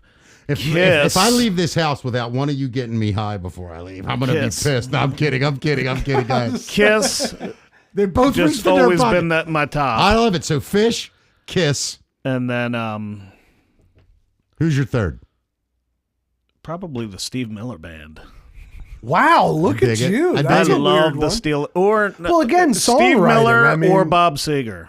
Fuck, I should have said Seger. Dude, Seger. Like Live Bullet, one of the greatest albums ever recorded. Well, both of you admit, though, just curious, Bob Seger, top 3 American songwriters of all time. 100%. It's to this day the best 100%. Concert I've ever been to at US Air Arena, and we saw Pulse, Pink Floyd Pulse at RFK. Yeah. Dude. Bob Seger played. He was like he played for 3.5 hours. Yeah, it was unbelievable. No break. Every song. Danced. It was the first time I danced like a maniac at a concert. Now I'll give you my 3, and this won't come as a huge shock, none of them, but it's really where I'm at. So, the Beatles are my number 1 favorite band. Number 2 would be Queen. Nice. I'm the biggest Freddie Mercury. That guy's voice. I could listen to him read the phone book. And a nasty band. Like Ridiculous. The band's fucking nasty. Ridiculous. Yeah. Your Steely Dan choice threw me because what a fucking unbelievable band that is. Well, look, I understand. Steve Gadd was on a track or two. He wasn't in it the whole time. He was. Who was the drummer? Well, there was the main guy of Steely Dan. Yeah, Denny Diaz was the first one. Right, but Steve Gadd did play with them, right? Yeah, he did a couple tracks. Like after the first 3 albums, I think was Denny Diaz, and then they started doing the musical chairs. I'll tell you that. But if I had to pick a third, honestly, like all time, this will make no sense to you. To anyone, but it would be Social Distortion. Dude, I am a massive... My father loves Social Distortion. I am a massive Mike Ness fan. I think he's one of the greatest lyricists. He's a guy that, to me, combined punk rock, Americana, country, and rock. That Social Distortion sound to me, and the way he is lyric, he's just one of the greatest storytellers I've ever heard. My father loved Social Distortion, and let me just tell you this. That's it. Your father did. Yes, sir. Wow. I mean, I loved them because of him, but growing up, that was what he always... How old are you, if you don't mind me asking? 49. Okay, so we're not that far apart. I'll be 50. So your dad liked younger music? Yeah, my His dad was a very hip guy. That's fucking cool as shit, man. But I'm telling you this because, ironically, he passed a couple years back. I'm in a rock band, and they one night, Steve, the bass player, was like, "Hey, let's do," because I have a rocky voice. Yeah. Like, if we're gonna sing a Bob Seger song, or Billy Idol, right? Yeah. And so one night, Steven was like, "We're gonna do Ball and Chain. You can sing that. We're gonna do Ball and Chain. You can sing that." I mean, I couldn't. I started singing it. I started crying and shit. It was emotional. Oh for my you. God! That's you should try it again, though, dude. I will. Oh, he does. I will. Oh, well, not Ball and Chain, but you do the Bob Seger stuff. Yeah, I can do Seger and stuff, but that one particularly. Do you guys have a band together? No, I'm not a musician. Okay, we've been together since '92. Not in a gay way, but not that there's anything wrong with it. No, nothing. I told you upstairs. I'm looking right now. Yeah. Right. I'm looking. If I can find one that tastes all right, I think I'd give it a shot. I feel like it seems. Fountain of Youth was that Guy Ritchie movie. That's the Found new of one. Found of That's You. the new one coming out. Yeah, John Krasinski. Now, that being said, I don't know if it's doing well. I don't know what the hell it's Natalie about. I don't Portman. know if it's, you know. By the way, anything with Natalie Portman in, I'm a fan. Yeah, I agree. Dude, Yeah. what was that movie she did recently? Lady in the... No. The one where they go into like the alien world on Earth, Annihilation. Yeah. God, that was such a cool, weird movie. You know, I'm going to give you this last movie. And guys, I don't mean to be a dick. I do kind of got to go. No, here soon. please. That's okay. fine. We understand. But I got to tell you one movie. I don't know why it hit me. First of all, I love Johnny Depp. I think he's a great actor. Yep. Right. Same with Brad Pitt. Yep. I think there's two guys that are fucking great actors that are so goddamn good looking that it gets overshadowed. Right. There's a movie called Ninth Gate with Johnny Depp. You know that movie? Sure. That movie to me, I Roman love. Polanski made that movie. Yeah. I'm not a Roman Polanski fan. Right. But I mean, again, he's a good But filmmaker. the movie, I loved it. Yes. I mean, I love the concept. I love the occult. So I would say you're into Satan type shit. I mean, not. Here's the thing. What I'm into is religion. Right. I'm not religious. Right. I grew up religious, Catholic. It was beaten into my head, and I loved religion, the subject. Right. So, I love exorcist movies. Right. I love things that have to do with the Pope. Like any kind of religious-based thing, it just I'm hooked into it. Right. Because I love all the sides of it. Right. The people that worship, the people that hate it, the people that are confused by it. It's such a powerful thing, religion. And when you get into all the darkness of it and all the weirdness of it, it's fascinating. I think that's to me. really the scariest stuff now too. Oh, without a doubt. It's so horrifying. Well, look, like it stresses me out. Like I have to ease my way back in. Right. I know. I'm I with love you, bro. horror, but like I don't like it horror. freaks me the fuck out. Right. The demonic shit. I'm like I get scared. Yeah, because you're like, it could be real. Yeah. See, I that's the weird thing. If it's 7 kids out in the woods and somebody's hunting them, I can't watch it. Right. Right. But if the devil's killing people in their sleep, I'm all in. Right, you're fascinated. I'm right, just me too. fascinated with the That's what I mean, occult. like the Louis Cypher from Angel Heart, like Brilliant. Even Stone's Sympathy for the Devil. Like I love the song because I just love that lure. I don't love Satan, to be clear, but you know, you still have to watch Sinners. I do. Sinners. The new movie with Michael B. Jordan. Oh, I haven't seen it. Is it good? Oh, Everybody's it's jocking great. Yes, it. it's great. Well, look, we can wrap this up. Mr. Mickey, I appreciate you. Yeah. This has been a real honor. It's my honor, man. And Seriously. Thank you, guys. We really hope you mention us at least on I promise, your show. dude. because- Sanity Lounge. I Yes, got it sir. now. Yeah, Yeah. all our stuff's local. I'll plug it, dude. I'll everything post we about do it. is local. Everything. I Yeah. promise. You guys will hear me talk about it tomorrow if you listen to my show. Yeah, well, I we promise. absolutely will. Yeah. And it's been a real pleasure, man. And I'd love to do it again. I'll have you guys over once we get set up right. As a matter of fact, I was just going to say, your fascination. I'm very fascinated with religion, and I'm very deep in the game of all kinds of religion. We could do a whole episode talking about religion and go down that well. So, if you ever want to, on the network we're trying to build sort of an extra content area of it. So you get the live show every day, but then I want to record shows like that, an episode where me and this guy just talk about fucking religion for an hour and a half. If you're interested, you know, for your $5 a month, you get access to that one. Right. You know, so yes. Well, I'm saying like the offer's always there, or you know, let me know. Yeah. No bullshit. Do you sell these things? Yeah. I just out of curiosity, what is something like that? 1,200. Are you fucking serious? Yeah. Good for you, man. Yeah. These ones are resin, but I make I can make wearable ones too. Can you make human ones? Like, can you make it to look like somebody? Yeah, like I made Edgar Allan Poe. I'll show you the picture of Edgar Allan Poe that I made, like the dead body. Like it's, yeah, dude. But then I make xenomorphs, like the aliens, like it's Xenos from Alien. Really? Well, when you go upstairs, we'll show you I have the some little... upstairs, but they're quarter All right, scale. well, fuck this show. I But want to see All right, that. hey, stay sane, Baltimore. Hey, guys. All right, we're out. Yeah. I like the way you guys end it.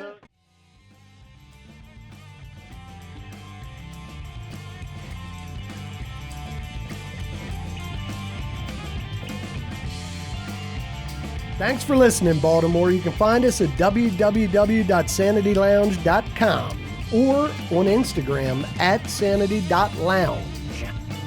Keep listening and subscribe.